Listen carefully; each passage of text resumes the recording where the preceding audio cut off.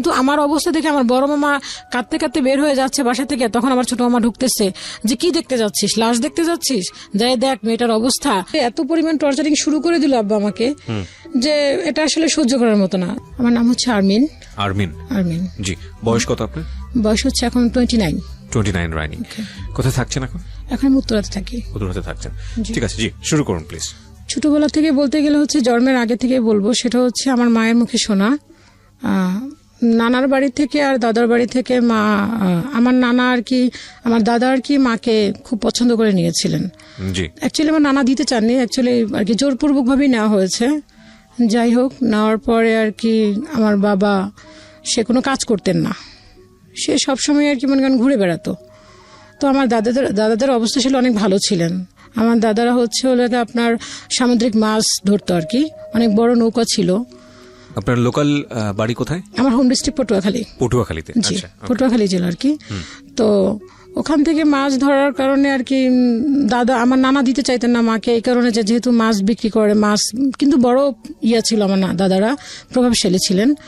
তারপর আর কি আমার পেশা পছন্দ করতো না, পেশাটা পছন্দ করতো না, পেশাটা পছন্দ করতেন না আমার নানা, বাট আমার নানাও গ্রামের ভিতরে অনেক নাম করা ছিলেন।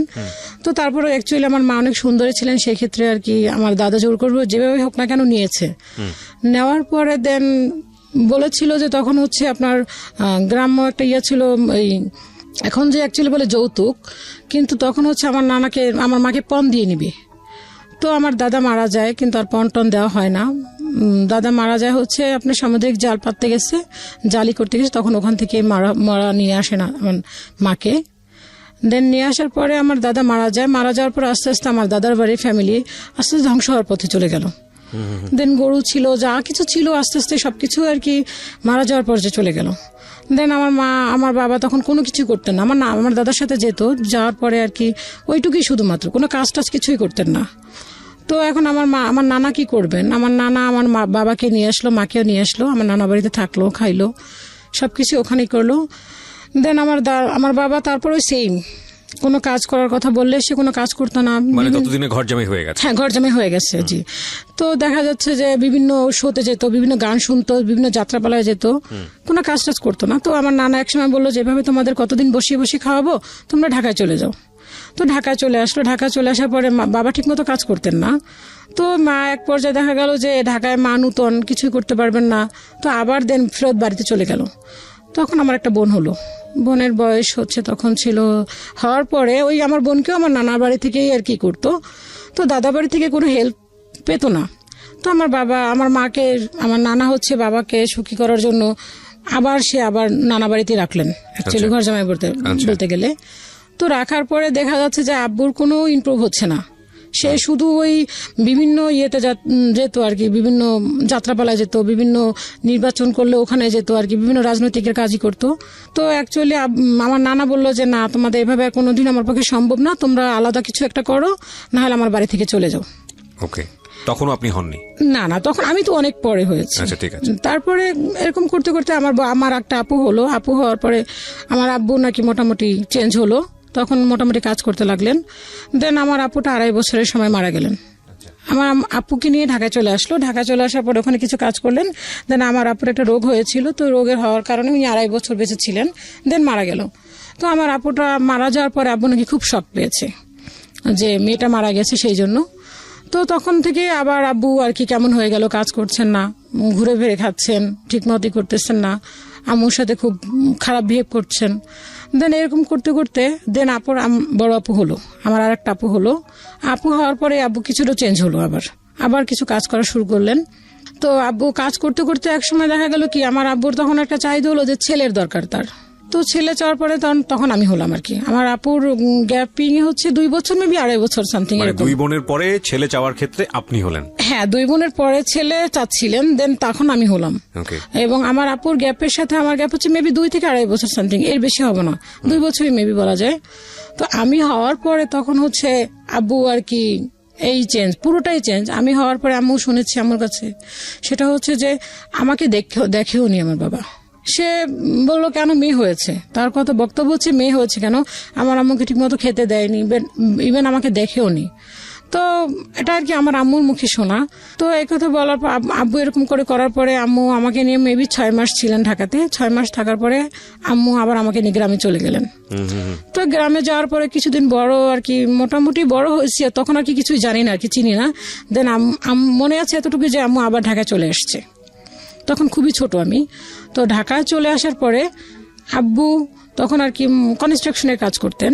জি। তো এরকম করে আর কি তখন আমরা মোটামুটি তখনই পরপর 2টা ভাই হলো। ও 3 বোনের পরে পরপর 2 ভাই। 2 ভাই, হ্যাঁ। 2 ভাই হওয়ার পরে আব্বু চেঞ্জ, যে 2টা ছেলে হয়েছে, তার খুব খুশি। বাট তখন আর কি আমাদেরকে মোটামুটি দেখছেন। কিন্তু আব্বুর যে একটা টর্চারিং এর ব্যাপারটা, যে আমার মাকে যে টর্চারিং করাটা, এটা তার বন্ধই হয়নি। গায়ে হাত তোলা তো কন্টিনিউ সে গায়ে হাত তুলতো।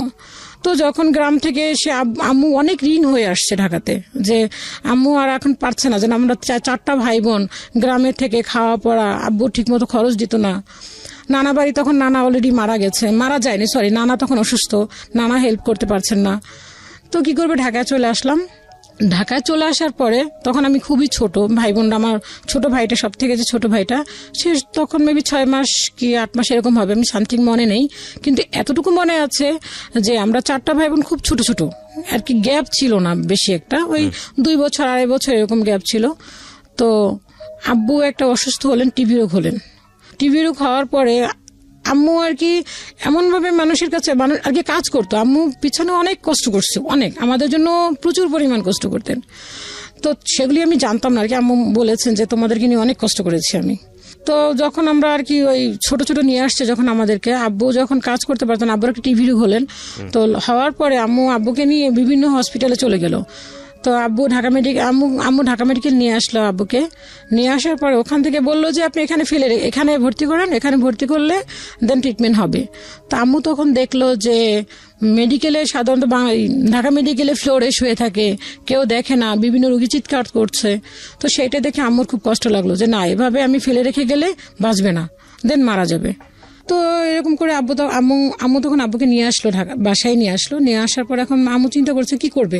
তখন তো আমাদের এরকম বড় কেউ নাই, আমার মামা যে সে ছোট, আরেক মামা আছে, সেও ওরকম কোনো কিছুই করতে পারছেন না, নানা অসুস্থ। তো কি করবে। তো আম্মুর এক খালাতো বোন ছিল আর কি, ওই যে বাড়িতে আমরা ভাড়া নিয়েছিলাম ওখানেই ছিলেন। তো উনি বললো যে কি করবি এখন তুই। তো আম্মু বলে দেখি এখানে কি করা যায়। তাহলে ওখানে আমরা যে এলাকাতে ছিলাম ওখানে একটা ডক্টর ছিলেন। তো ওনাকে আম্মু আর কি মামা বলে ডাকতেন। ওই ডক্টরটা অনেক ভালো ছিলেন। তো আম্মু ওনার পাটা ধরলো, বললো যে আপনি আমার বাবার মতো, আপনি যদি আমাকে আমার হাজবেন্ডকে ট্রিটমেন্ট করান দেন তাহলে বাঁচবে, না হলে নাই। ধরেন আপনার মেয়ের জন্য আপনি একটা কিছু করছেন। হ্যাঁ। তো আম্মু এরকম করে বলার পরে তো বললো যে ঠিক আছে, আমি দেখি কি করা যায়। তো বললো যে আপনার মামা, আপনার টাকা কখনোই মার যাবে না, আপনি ঔষধ দেন, ওকে ট্রিটমেন্ট করেন, আমি আপনার যেভাবে হোক না কেন টাকাগুলি পরিশোধ করে দিব। আচ্ছা। তো আম্মু ওই নানাটা তাই করলেন। তো এরকম করে সে ট্রিটমেন্ট করলেন। তো করার পরে উনি অনেকদিন যাবত লাগিয়ে আমার মনে আছে যে ট্রিটমেন্ট করাইছে। তো এমনি দেন এর ভিতরে রোজা চলে আসলো। তো রোজার ভিতরে আব্বু মোটামুটি সুস্থ আর কি, এক পর্যায়ে মোটামুটি কি ভালোই সুস্থ, উঠতে পারছে, হাঁটতে পারতেছে, খেতে পারছে। ঠিক তখনই ঈদের আগের দিন, আমার এইটুকু মনে আছে স্পষ্ট যে ঈদের আগের দিন, তখন আমরা স্কুলে ভর্তি হইনি, মেবি তখন আমার 4 থেকে 5 বছর বয়স হবে মেবি। ঈদের আগের দিন সবাই ড্রেস কিনে, আমাদের কোনো ড্রেস হচ্ছে না। আমরা শুধু সেফ দেখছি যে সবাই ড্রেস পরছে, আমরা তাকিয়ে তাকিয়ে দেখছি। দেন আমাদের ছোটবেলা থেকে একটা কথা ছিল যে তোমরা কারো দুয়ারে যাবা না, কারো কাছে ঘিরবা না, কেউ যদি কোনো কিছু খায় তোমরা দেন তাদের কাছে গিয়েও সামনে দাঁড়াবা না। তো ওই জিনিসটা আমরা ফলো করতাম সবসময়, ছোট থেকে মাথায় জিনিসটা কাজ করতো।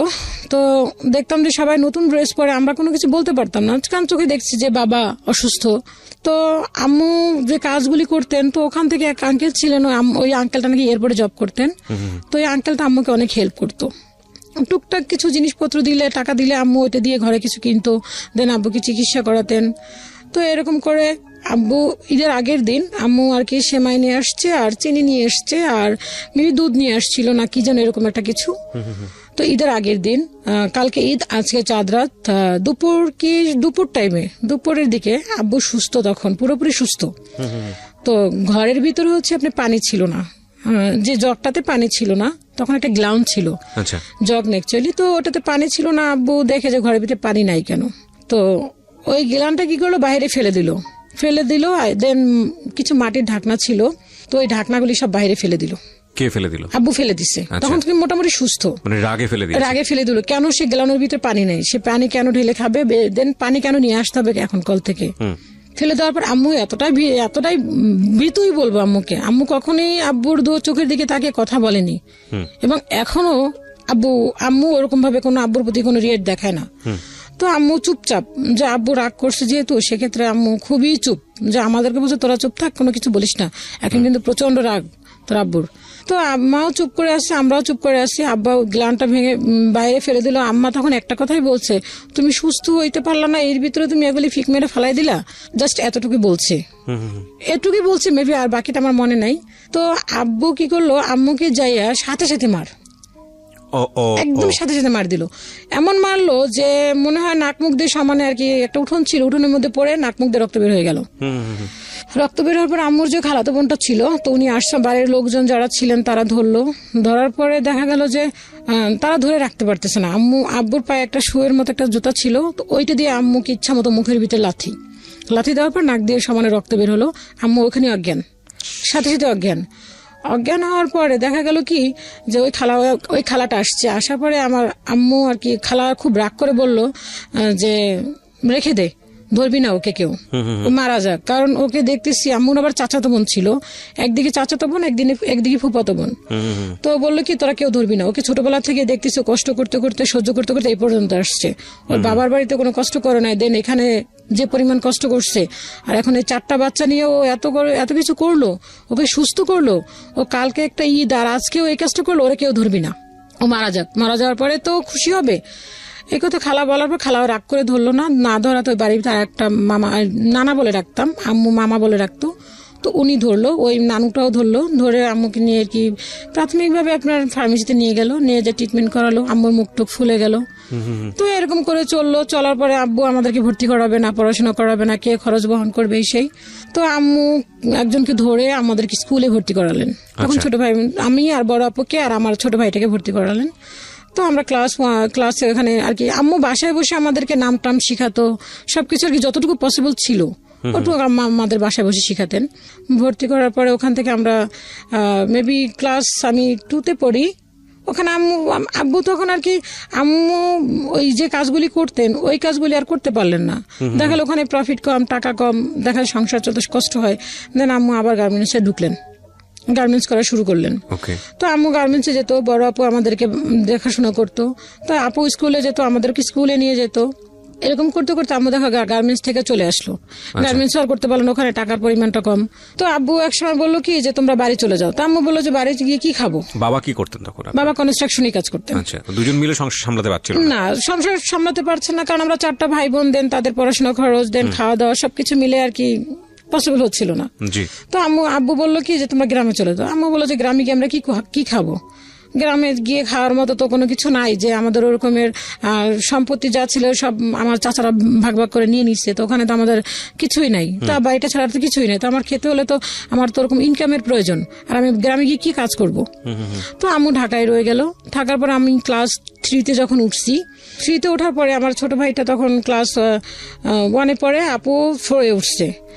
তো তখন আমার নানু একটা চিঠি দিলে বললো কি যে তোমরা গ্রামে চলে আসো, তোমাদের বাড়ি দখলে নিয়ে নিচ্ছে।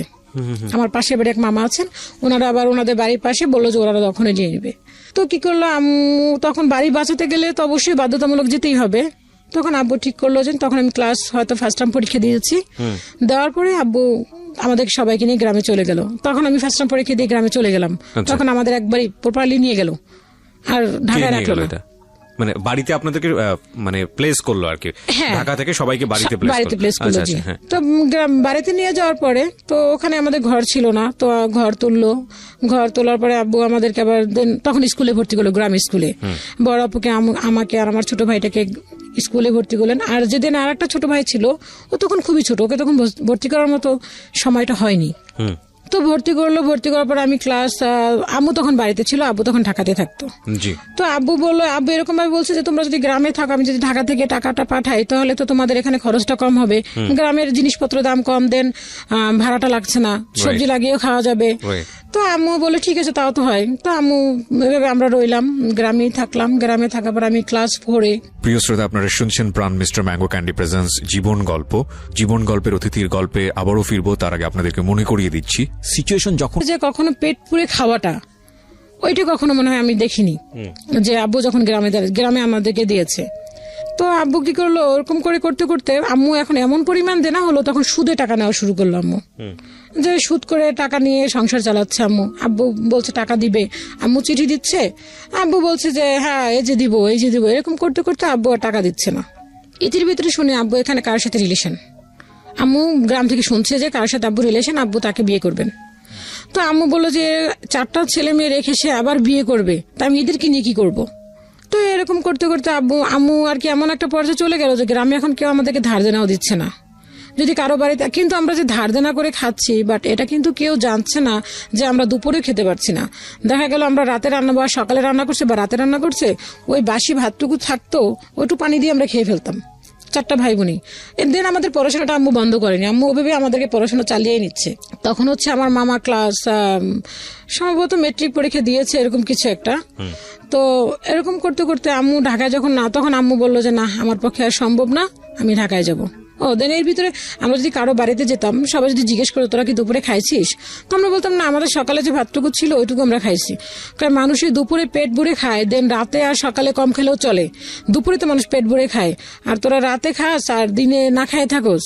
তো এরকম করে বলার পর আমরা ওগুলি কোনো কিছু করতাম না। আর আম্মুর কথা ছিল যে তোমরা কারো দুয়ারে গিয়ে থাকবা না, কারো খাবার দেখলে সেখানে দাঁড়াবা না, যদি তোমাদেরকে কেউ কিছু দেয় কখনো নিবাও না। দেন আমরা কখনো কোনো কিছু ধরতাম না। 4টা ভাই বোন ছিলাম, কারো দুয়ারে গিয়ে দাঁড়াতাম না। দেন চাচার বাড়ি ছিল, পুকুর বাড়ি ছিল, কখনো তাদের বাড়িতেও যেতাম না, না খেয়ে থাকলেও যেতাম না। তো আম্মু আবার কিগুলো ঢাকায় নিয়ে আসলো। তখন আমি ক্লাস 4-5-এ পড়ি। 5-এ পড়ি, তখন আম্মু কি করলো যে আপুকে আর আমাকে ঢাকায় গ্রামে রেখে আসলো। বললো যে তোমরা গ্রামে থাকো, আমার নানু আছে, তখন নানা মারা গেছে, তো আর আমার খালা থাকেন। তো বললো যে তোমরা গ্রামে থাকো, আমি ঢাকাতে যাই। তো আমাদের বাড়িতে ঘর আছে, তো আমার নানু বাড়িতেও ঘর আছে, তো আমাদের বাড়িতে আমাদেরকে একা রেখে কিভাবে যাবে। তো নানুকে আমার খালাকে বললো যে তুই থাক আমার ওদের সাথে, আমি ঢাকাতে যাই, ওর বাবা নাকি আবার বিয়ে করতে চাই, দেখি কি হয়। তো গেলাম, আম্মু ঢাকায় গিয়ে শুনে যে হ্যাঁ সত্যি আব্বু বিয়ে করার জন্য প্রস্তুত, যে ওনাকে বিয়ে করবে, এরকম একটা শুরু করে দিচ্ছে। তো আম্মু যেভাবে হোক না কেন ওনাকে ওইটা নিয়ে কি করলো আর কি, বন্ধ করলো বিয়েটা, যাতে বিয়েটা না করতে পারে। তা আম্মু বললো যে তুমি যে ঢাকাতে এসে বিয়ে করার জন্য এরকমই করছো, এখানে 4টা ছেলে মিলে আমি কি করে খাই। তো আম্মু বললো যে ঠিক আছে। আব্বু তখন আর কি বিভিন্ন রকমের অজুহাত দেখাচ্ছে, কিন্তু আম্মুকে যে টর্চার করার কখনোই থামে নাই। গ্রামে থাকতেও দেখতাম আব্বু মারতো, ঢাকাতে আসতো তো সেম। তো আম্মু ঢাকাতে একবারে চলে আসলো, দুই ভাইকে নিয়ে আমাদেরকে গ্রামে রেখে আসলো। আপু তখন ক্লাস 5-এ উঠছে, আপু তখন ক্লাস 6-এ, আমি তখন ক্লাস 5-এ। তো আমাদের পরীক্ষা শেষ হলো, দেন আপু ভর্তি হলো, আমিও ভর্তি হলাম, ক্লাস 6-এ ভর্তি হলাম। ভর্তি হওয়ার পরে আম্মু আমাদেরকে ওখান থেকে ঢাকা থেকে 500 করে টাকা পাঠাতো আমাদেরকে খাওয়ার জন্য, কিন্তু ওটুক দিয়ে আমাদের হতো না। 500 টাকা 2টা বোন পড়াশোনা খরচ দেন। এর ভিতরে আমার মামা আবার কিছু টাকা পাঠাতেন। তখন আমার মামা ইন্টারমিডিয়েট কমপ্লিট করেছে, সে দেন ভার্সিটিতে পড়ে। তখন সে টিউশনি যে করতো, ওই টাকাগুলি সবটুকুই আমাদেরকে আর কি যতটুকু পসিবল ছিল অতটুকুই পাঠাতো। নানুকে পাঠাতো, দেন আমাদেরকেও পাঠাতো, এরকম কিছুটা। তা আম্মু বেশিরভাগ পাঠাতো আর কি। তো তখন আম্মু যে টাকাটা পাঠাতো ওটা গোপনে করে পাঠাতো, যে না আব্বু যাতে না জানতে পারে যে টাকাটা আমাদেরকে দিচ্ছেন। আম্মু যা ইনকাম করতো সবই বাবাকে দিতে হতো, কোনো এতে কোনো নাই যেন তাকে না দিলে আর বরঞ্চ বেশি এটি নিয়ে আর কি গ্যাঞ্জাম সৃষ্টি করতো। তো এরকম করতে করতে লাস্ট মোমেন্টে দেখা গেল যে আব্বু বিয়ে আর করতে পারলো না। আব্বু কি করলো, দেখা গেল যে ওইটা নিয়ে আম্মুকে নিয়ে বিভিন্ন রকমের টর্চার শুরু করলো, যে সে বিয়ে করবে, সে এরকম বিভিন্ন রকম দেখালো। তো আম্মু যেভাবে আপনাকে এক পর্যায়ে বিয়েটা থামানোর পরে আম্মু এখন ঢাকাতে কি করবে, কিছু করার তো নাই। তো একটা নানু ছিলেন আর কি, তো নানুটা মারা গেছে, নানুটা অনেক ভালো ছিলেন, আম্মুকে নিজের মেয়ের মতো দেখতেন। তো ওই নানুটা ওই মামাকে বলতো, ওনার ফ্যামিলিটা অনেক হাই লেভেল, বর্তমানে ওনারা আমেরিকাতে আছেন। তো ওই নানুটা ওই মামাকে বললেন যে তুই ওকে কষ্ট দিস না, ওকে তুই হেল্প করিস। তো ওই মামাটা আর কি, ওই মামাদের বাসায় আম্মু হেল্পিং এরই করতো, করার পরে দেন ওই মামাটা আর কি আম্মুকে যথেষ্ট পরিমাণ হেল্প করতো। তো ওই মামিটা ছিল একটা ইংলিশ মিডিয়ামের প্রিন্সিপাল। তো আম্মুকে বললো কি যে তুমি একটা কাজ করো, তুমি এখানে তোমার সার্টিফিকেটগুলি দিয়ে তুমি এখানে ঢুকতে পারো। তো আম্মু বললো যে হ্যাঁ তাও তো হয়, কিন্তু আব্বু তা দিল না। তো আম্মু এরকম করে টুকটাক কাজ করতে লাগলো, কিন্তু ওগুলি দিয়ে আমাদের আর হচ্ছে না। আমাদের পড়াশোনাও হচ্ছে না, দেন আমাদের খাওয়া খরচও হচ্ছে না, কিছুই হচ্ছে না। দেখা যায় সারাক্ষণই আব্বু ওই মারধরেই চালাচ্ছে, কোনো না কোনো একটা ক্লু পেলেই শুরু করে দিচ্ছে। তো এরকম করে যখন 6 হলো তখন আম্মু বললো কি আমার পক্ষে আর সম্ভব না, আমি আর টাকা পয়সা দিতে পারবো না তোমাদেরকে, তোমরা ঢাকায় চলে আসো। আপু তখন ক্লাস 7-এ, আমি দেন ক্লাস 6ও কমপ্লিট করছি, আমি 7 উঠছি। তখন আম্মু বলে ঢাকা চলে আসো। তো ঢাকায় চলে আসলাম। ঢাকায় চলে আসার পরে তো বাসায় এসে দেখি আব্বু ওই আম্মুকে কিছু না কিছু দিয়ে আর কি শুরুই করে সারাক্ষণ। তা আম্মু যথেষ্ট পরিমাণ পারে যে চুপ থাকার জন্য। তো দেখা গেল যে এরকম একটা পর্যায়ে গেল, ঘরের ভিতরে যে টিভি দেখবো আমরা, আব্বু টিভি দেখছে, দেখার পর ফ্ল্যাগটা খুলে রাখছে, এবং দেন সে কিভাবে খুলে রাখছে ওইটাও আব্বু ফলো করতো, যে সে যেভাবে রেখে গেছে ওইটা ওইভাবে আছে কিনা। আমরা এরকমটাও তা ধরতে পারতাম না, এরকম একটা ব্যাপার। দেখা যায় আমরা ঘুমিয়ে আছি, ভোর 5টা বাজে ফ্যান অফ করে দিচ্ছে। ভোর 5টার পরে ফ্যান ছাড়া যাবে না, যতই গরম থাকুক না কেন ফ্যান ছাড়া যাবে না। তো এরকম করে এক পর্যায়ে আমাদেরকে ঢাকায় নিয়ে আসলো, পড়াশোনা করার বন্ধ করে দিল। তখন আমাকে বললো যে পড়াশোনা করানো যাবে না, পড়াশোনা করতে পারবা না, কি করবা, কিছু একটা করো। কোন ক্লাসে থাকতে এটা? তখন ক্লাস 7-এ আমি। ক্লাস 7? হ্যাঁ। তখন বললো যে তোমার পড়াশোনা করা চলবে না। তখন আপু বললো যে না, আমি পড়াশোনা করব। তো আমি ছোটবেলা থেকে একটু বাউন্ডুলের ছিলাম, মানে গেমে বিভিন্ন গাছে উঠতাম, বিভিন্ন দুষ্টামি করতাম, পড়াশোনার ভিতরে ওরকম একটা আগ্রহ তেমন একটা আমার ছিল না। তো যখন আব্বু পড়াশোনা বন্ধ করে দেওয়ার কথা বলো, তখন আমার মনে একটা ইয়ে হলো যে না, আপু গ্রামে চলে যাবে পড়াশোনা করে, যে না আমিও পড়াশোনা করবো। তখন আম্মু বললো যে তোমাদেরকে আমি পড়াশোনা করাতে পারবো না বাবা, কারণ আমার পক্ষে সম্ভব না, আমি তোমার 2 ভাইকে পড়াশোনা করাবো না, তোমাকে পড়াশোনা করাবো। তা আমাদেরকে পড়াশোনা অ্যাকচুয়ালি বন্ধ করে দিল। তখন আপু বললো যে না, আমি পড়াশোনা করব, আমি পড়াশোনাটা বন্ধ করব না। তো আপু পড়াশোনার জন্য আবার সে নানা বাড়িতে চলে গেল। নানা বাড়িতে চলে যাওয়ার পরে মামা যা দিচ্ছেন, মা টুকটাক পাঠাচ্ছেন, সেটা দিয়ে পড়াশোনা শুরু করলো। দেন আমার পড়াশোনা আর হলো না। আমাকে কি করলো বাবা, বললো কি যে তুমি একটা কাজ করো, তুমি গার্মেন্টসে যাও, তুমি গার্মেন্টস করো বিভিন্ন লোকের সাথে। তখন হয়তো আবার মেবি ধরেন ক্লাস 7 উঠছি, তখন আর বয়সটা কতটুকু বা হবে। তখন বলে গার্মেন্টসে যাও তুমি। ক্লাস 7-এ পড়া অবস্থায় গার্মেন্টসে যাওয়ার কথা বললেন? হ্যাঁ, তখন বলছে গার্মেন্টসে করো তুমি, গার্মেন্টসে কাজ করো তুমি, কারণ আমাকে টাকা দিতে হবে, দেন আমি তোমাদেরকে বসিয়ে বসিয়ে খাওয়াতে পারবো না। তো গার্মেন্টসে দেওয়ার কথা বললো। তো আমার মামা সে বললো কি যে না, গার্মেন্টসে গেলে দেখা যায় একটা গার্মেন্টস যে খারাপ তা বলবো না, গার্মেন্টসে গেলে দেখা গেল একটা যে প্রপোজাল আসলো, মেয়েকে কি করে, মেয়ে গার্মেন্টসের কাজ করে, তখন একটা ভালো যে আমি একটু ওদেরকে বিয়ে দিবেন আপনি, তাও তো পারবেন না। আমার মামা এই কথাটা বললো। আমি এত কথা বুঝি না, আমাকে টাকা দিতে হবে এটা আমি জানি, ইনকাম করে টাকা দিতে হবে, কি করবো সেটা তোমাদের ব্যাপার। তো এটা বলার পরে আমি বললাম যে না, আমি মামাকে বললাম যে না মামা, আমি গার্মেন্টসে করবো না। মামা বললো যে না, এখন মামা বললো যে কি করবে তাহলে। আর আমি বললাম যে মামা বললো, আমি বললাম মামা পড়াশোনা করতে চাই। তখন ওই যে মামাটা যে নানুটা আমার মামাকে বলছিল যে ওকে কষ্ট দিস না। তো ওই মামার কাছে গেল, ওই মামার কাছে যাওয়ার পরে বললো যে ভাইয়া, ওদেরকে তো গার্মেন্টসে দিতে চাও বাবা, তো কি করা যায়। তো মিরপুরে একটা টেকনিক্যাল স্কুল আছে, ইসওবি স্কুল। তো ওখানে ক্লাস 8 পর্যন্ত পড়াশোনা করার পরে দিন ওদের ওখানে কাজ শেখানোর জন্য টেকনিক্যালি কিছু কাজ শেখায়। তো ওইখানে নিয়ে গেল আমাদেরকে। তো বললো যে তোমরা তো গ্রাম থেকে 8 পর্যন্ত বলতে গেলে তোমাদেরকে, তো তোমরা ওখানে তো কাজ শিখতে পারবা, ওখানে বিভিন্ন একটা হয়তো বা টিভি, কোনো ফ্রিজ, কোনো এসি, এই টাইপের কাজ শিখলে তোমরা দেন কিছু একটা করতে পারবা। তো ওখানে আমাদের নিয়ে গেল, নিয়ে যাওয়ার পর ওখানে বললো কি যে না, ওদের স্কুলে যদি 8 পর্যন্ত পড়া হয় দেন তাহলে এই কাজগুলি শিখতে পারবো। ওকে। তো উনি কি করলো, মামা যেহেতু ওরকম ছিলেন, ওনার ফ্রেন্ড ছিল, তো উনি কি করলো গার্মেন্টস লেভেলে আমাদেরকে কাজ শিখালেন 6 মাস যাবত।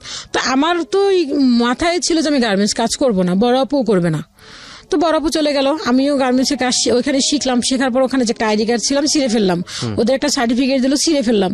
আমি তো গার্মেন্টসের কাজ করবো না, তাহলে কেন আমি সার্টিফিকেট, আর কেন বা আমার আইডি কার্ড। তো সবাই বলে তুই সার্টিফিকেটটা রাখতি, যদি কোনো সময় করতাম, কেন আমি করবো না। তো আমি ছিঁড়ে ফেললাম, কোনো ডকুমেন্টসই আমার কাছে রাখলাম না। তা আব্বু বকা দিল, তোমাদেরকে আমার পক্ষে সম্ভব না যে বসিয়ে বসিয়ে খাবো, এখন কি করবো, ঘর থেকে বের হয়ে যাও। বাবা বললো এটা বাবাই বললো। তো মাকে কি করলো, মাকে সে দেখলো যে দেখা গেল যে ঘর থেকে বের করে দিচ্ছে, মা ঘর থেকে বের হচ্ছে, ঘর ছেড়ে দিচ্ছে, ফার্নিচার বাইরে বের করে দিচ্ছে, এরকম করে সে করতে লাগলো। দেন আমাকে কি করলো, বললো যে তুমি কি করবে এখন। তা আমি বললাম কি করবো, আমি তো পড়তে চাই। পড়াশোনা তো কখনোই সম্ভব না, তুমি টাকা আনো, কিভাবে টাকা আনবে সেটা তুমি জানো, কাজ করতে হবে। বাকি ভাই বোনদেরকে একই কথা বলছিল নাকি শুধু আপনাকে? না, আমাকে। আপু তো গ্রামে চলে গেছে। আচ্ছা, আপু তো গ্রামে চলে গেছে, ছোট 2 ভাই মাত্র পড়াশোনা পড়ে, ওরা মানে ক্লাস তখন 2-3 এরকম মেবি পড়ে। এই কথা বলার পরে বাড়ির ভিতরে কিছু লোক ছিল, কারণ আমরা যেখানে ছিলাম ওখানে আসলে পরিবেশটা অতটা ভালো ছিল না। ওখানে ম্যাক্সিমাম কি সবই ছিল গার্মেন্টসে কাজ করতো, ছোট ছোট মেয়েরা দেখতাম গার্মেন্টসে কাজ করতো। আব্বু ওদেরকে দেখে বেশি আর উৎসাহী হতো যে ওরা কাজ করতে পারতেছে, তুমি কেন করতে পারবে না। আব্বু দেন এরকম কিছু লোকের সাথে কথাও বলতো যে ওকে গার্মেন্টসে নিয়ে যাও। তা আমার মেন কথা হচ্ছে আমি গার্মেন্টসে কাজ করবো না, আমাকে পড়াশোনা করাও নয়তো আমি অন্য কোনো কিছু করবো। তখন দেখলাম কি করলাম, কিছু মহিলাদের সাথে আমি বাসায় যে কাজ করে মহিলারা ওদের কাছে গেলাম যে খালা আমি কাজ করবো। কই তুই তো ছোট মানুষ, তুই কিসের কাজ করবি? মানে বাসায় কাজের বুয়ার কাজ। হ্যাঁ, বাসায় কাজের বুয়ার কাজ। তো আমি বললাম যে খালা আমি করবো, কারণ আব্বা যেভাবে করতেছে এভাবে তো আসলে সম্ভব না। আব্বা তো বলতেছে টাকা দেওয়ার জন্য, সরি দেন। এর মধ্যে আমার সাথে তো করতে আমার 2 ভাইকেও, আমার এক ফুপু ছিলেন, ওই ফুপু কি করলো আসলো যে ভাইয়া তুমি ওদেরকে বসে বসে খাওয়াচ্ছ, ওদেরকে তো এখানে আমাদের ওখানে তো যত ফ্যাক্টরি আছে, ওখানে তুমি ওদেরকে লাগাই দিলে তো কিছু টাকা পাইতে পারো। তো মামার ইয়েতে আর কি আব্বু এই কাজটা করতে পারেনি, ভাইদেরকেও করাতে পারে নাই। তো আমাকে এরকম আমি বলার পরে, কাজের বুয়ার কথা বলার পরে তো বললো যে চল। তো গেলার পরে দেখা গেল আমি এতটাই শুকনো ছিলাম, এতটাই পিচ্ছি ছিলাম, আমাকে কেউ নিত না, বলতো যে না কাজের বুয়ার কাজ করানো যাবে না। দেখা গেলো আমি আবার ফেরত চলে আসলাম। তো আমি বলতাম যে তাহলে আমি একটা কাজ করি, ছোট কাজ করি, আমি কিছু কাজ করে দেই, আমাকে কিছু টাকা দেখ, আমি আব্বুকে দেই। কিন্তু কোনো কিছুই না, ওরকম কিছু কোনো কাজ পাচ্ছিলাম না। তো একদিন আমি বাসায় আসছি, আসার পরে আব্বু বলে গেছে যে আজকে যেন আমি ঘরের ভিতরে না দেখি, কোনো কিছু যেন আমি যেন দেখি তুমি ঘরের বাইরে। তো আইসে দেখছি আমাকে ঘরেই আসছি আমি। তো ঘরে থাকার পরে দেখলাম কি যে আইসা আমাকে বলে কি তুই এখনো বাসায়? তো আমি বললাম কি করবো তাহলে, আর কি করবো, মানে এতটুকু বলার সাহস আমাদের ছিল না আর কি। তো আব্বু আইসা এমন মারলো আমাকে যে মারের চোটে আমাকে কি করলো, আমি একটা রান্নাঘর ছিল, রান্নাঘরের উপরে ফেলে আমাকে আর কি ইচ্ছা মতো মারা, মানে এরকম জুতা দিয়ে ইচ্ছা মতো আমাকে লাথি মারা শুরু করলো। তো বাড়ির ভিতরে কিছু লোক ছিল, ওই ভাড়াটিয়া গুলো ছিল, ভাড়াটিয়া থাকার পরে বললো ও তো মারা যাবে, তুমি যেভাবে মারতেছো ও তো মারা যাবে, এভাবে করে একটা মেয়েকে কেউ মারে। তো আব্বু বললো এত কথা আমি বুঝি না, ও এখনো ঘরে কেন, ওকে আমি দেখতে পারতেছি না ঘরে কেন। আম্মু তখন বাসায় না, আম্মু তখন একটা এত পরিমাণ টর্চারিং শুরু করে দিল আব্বা আমাকে যে এটা আসলে সহ্য করার মতো না। আর সবাই বললো যে তুমি এত বড় একটা মেয়েকে মারতেছো, 10-12 বছর একটা মেয়েকে মারতেছো, এরকম কি মারা কি ঠিক? তো সে কোনো কথাই কারো কথাই শুনতো না, সে তার কথাই রাইট, সে যেটা বললো সে বলে এখন রাত, যদি বলে এখন দিন তাহলে এখন দিন। আচ্ছা। তো এরকম করে শুরু করলো। তো মামা এক পর্যায়ে কি করলো, বললো কি যে তাহলে কি করা যায় ওকে। তো আমার বড় মামার সাথে আলাপ করলো যে দাদা তাহলে আমি কি করতে পারি। তো বড় মামা বললো যে তাহলে কি করবি, তাহলে একটা কাজ কর, আমার বাসায় দৌড়ে, আমার বাসায় দে, ও আমার বাসায় বসে কাজ শিখুক, আমি কাজ শিখাই দিই, কিছু টেলারিং এর কিছু একটা কাজ শিখাই দেই, দেন কাজ শিখে দেওয়ার পরে ওকে কিছু একটা করবে। ও সরি, এর মাঝখানে হচ্ছে যখন আব্বা আমাকে এরকম ভাবে খুব টর্চার করা শুরু করলো, ওই যে মামাটা বা যে নানুটা আর কি আমার কথা বলতো, যে মামাটা এখন আমেরিকাতে আছে, ওই মামাটা আর কি ওই মামার শ্বশুরের বাসায় আমাকে আর কি, তখন মা আর কি, আমি জানতাম না যে এটা আসলে আমাকে কাজে দিচ্ছেন, আমি জানতাম যে এমনি আমি আর কি নানুদের বাসায় যাচ্ছি। তো ওই নানুরা আমাকে নিয়ে গেল, নিয়ে যাওয়ার পরে আমি ওখানে থাকলাম কিছুদিন। থাকার পর ওই নানুদের যে খাটটাতে আমি শুইছি, আমার এটুকু মনে আছে, খাটটাতে শোয়ার পরে নানু তো আমাকে নিয়ে, ওনার ওই মামার শ্বশুর তো শাশুড়ি তো আমাকে নিয়ে ওনাদের খাটে শোয়াইছে। শোয়ানোর পরে তো ওই মামিটা গেছে, যাওয়ার পরে বললো কি মা তুমি ওকে কেন এই খাটে শুইতে দিছো। তো পরের দিন থেকে আমাকে রান্নাঘরে শুইতে দিত। তা আমি এতটা বুঝতাম না যে আমাকে কাজে দিয়েছে। তা আমি মনে করতাম যে আমি তো নানুদের বাসায় বেড়াতে এসেছি। তো আমাকে এটাই বলা হয়েছিল যে তোমাকে কাজে দেওয়া হয়, তুই বেড়াতে গেছিস। তো ওখানে আমি মনে হয় 2-3 মাস ছিলাম। তো আসার পথে না ওখানে ওনার মেয়ে, ওই নানুর মেয়ে ছিল আর একটা খালামণি কি করলো, আমাকে গাড়ির ভিতরে বসে আমাকে 200 টাকা মেবি 300 টাকা এরকম আমাকে হাতে দিচ্ছে। তো আমি বললাম খালামণি কিসের টাকা এটা? কয় এটি তোমাকে এমনি দিলাম। আমি না খালাম, আমি টাকা নিবো কেন, আমি তো আপনাদের বসে বেড়াতে আসছি, আপনাকে টাকা দিচ্ছেন কেন?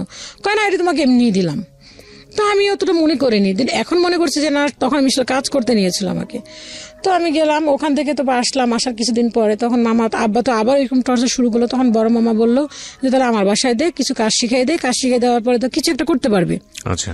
তো বড় মামার বাসায় গেলাম। আম্মা তখন ওই রাত্রে আমাকে বড় মামা আসলো, আসার পরে বড় মামা তখন আমাকে কাজ শিখাতে আর কি নিয়ে গেল ওনাদের বাসায়। নিয়ে যাওয়ার পরে তখন দেখলাম মামির মুভমেন্ট এরকম ছিল যে ওরা আসলে দেখে, মামা তো বোন ছিল একটা, আর মামি ছিল ওখানে, ওদের আর বাচ্চা ছিল না।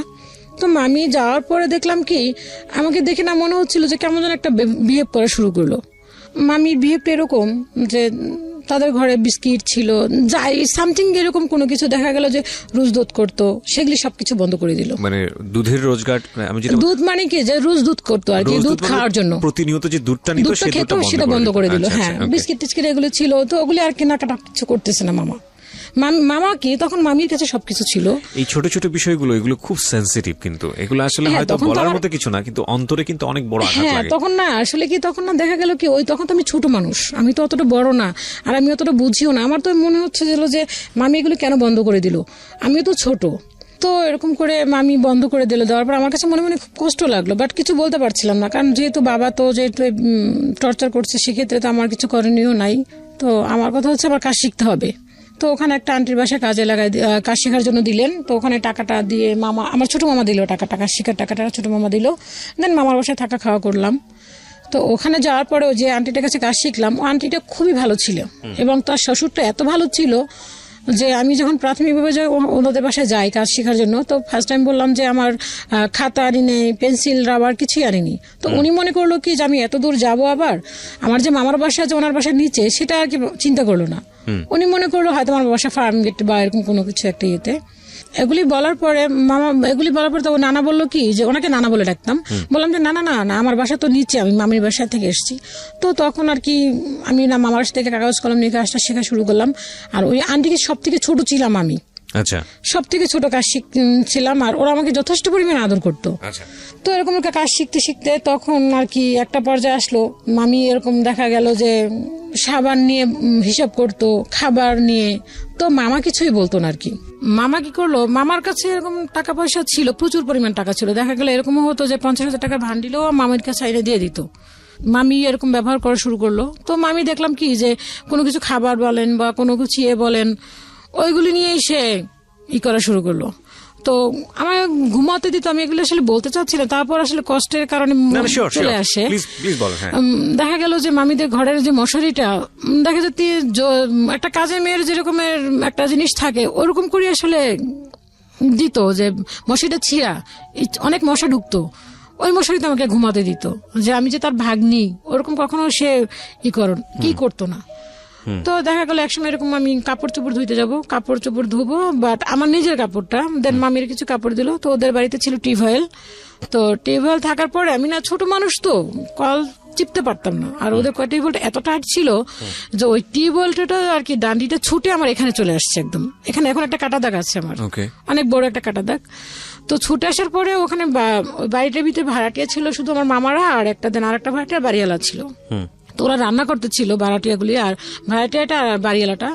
তো ওরা দৌড় দিয়ে আসলো, আসার পরে বললো কি হয়েছে, উঠে দেখে কি আমার সামনে মুখ দিয়ে রক্ত বের হচ্ছে। এখান থেকে রক্ত বেরোয়, গায়েটা ফ্রক পরা ছিলাম, পুরো ফ্রকটা ভিজে গেল। ফ্রকটা ভিজে যাওয়ার পরে মামি আসলো, এসে আমার গায়ে থেকে ফ্রকটা খুলে আমাকে ফ্রক দিয়ে চেপে ধরলো, এখানটা মুখটা চেপে ধরলো। চেপে ধরার পর আমার মামা তো বলে নাম ধরে বললো কি তুমি একটা কাজ করো, তুমি ওকে মেডিকেল না এখানে ফার্মেসিতে নিয়ে যাও। তো মামি বললো কি আমার কাছে টাকা নাই। তো বাড়ি গেলে আন্টি বললো কি যে এটা কোনো কথা বললা, বা টাকা নাই আপনার কাছে, আর ওর বাবাকে কে না চিনে, এক নামই তোর বাবাকে চিনে, ও যদি এখন আপনি নিয়ে যান ওর বাবা টাকা এটা বিকালে দিতে পারবে না। কিন্তু মামির কাছে তো টাকা অল টাইম থাকতো এবং এখনো ওনার কাছে টাকা থাকে সবসময়। তো মামি আর নিয়ে গেলেন না নিয়ে যাওয়ার কারণে তো কি করলো, ওই দিয়ে ওই কি যেন প্রাথমিকভাবে স্যাবলন টাবলন দিয়ে করলো, রক্তটা কোনো ভাবে থামানোর পরে বিকেলে আমি কাজ শিখতে গেলাম।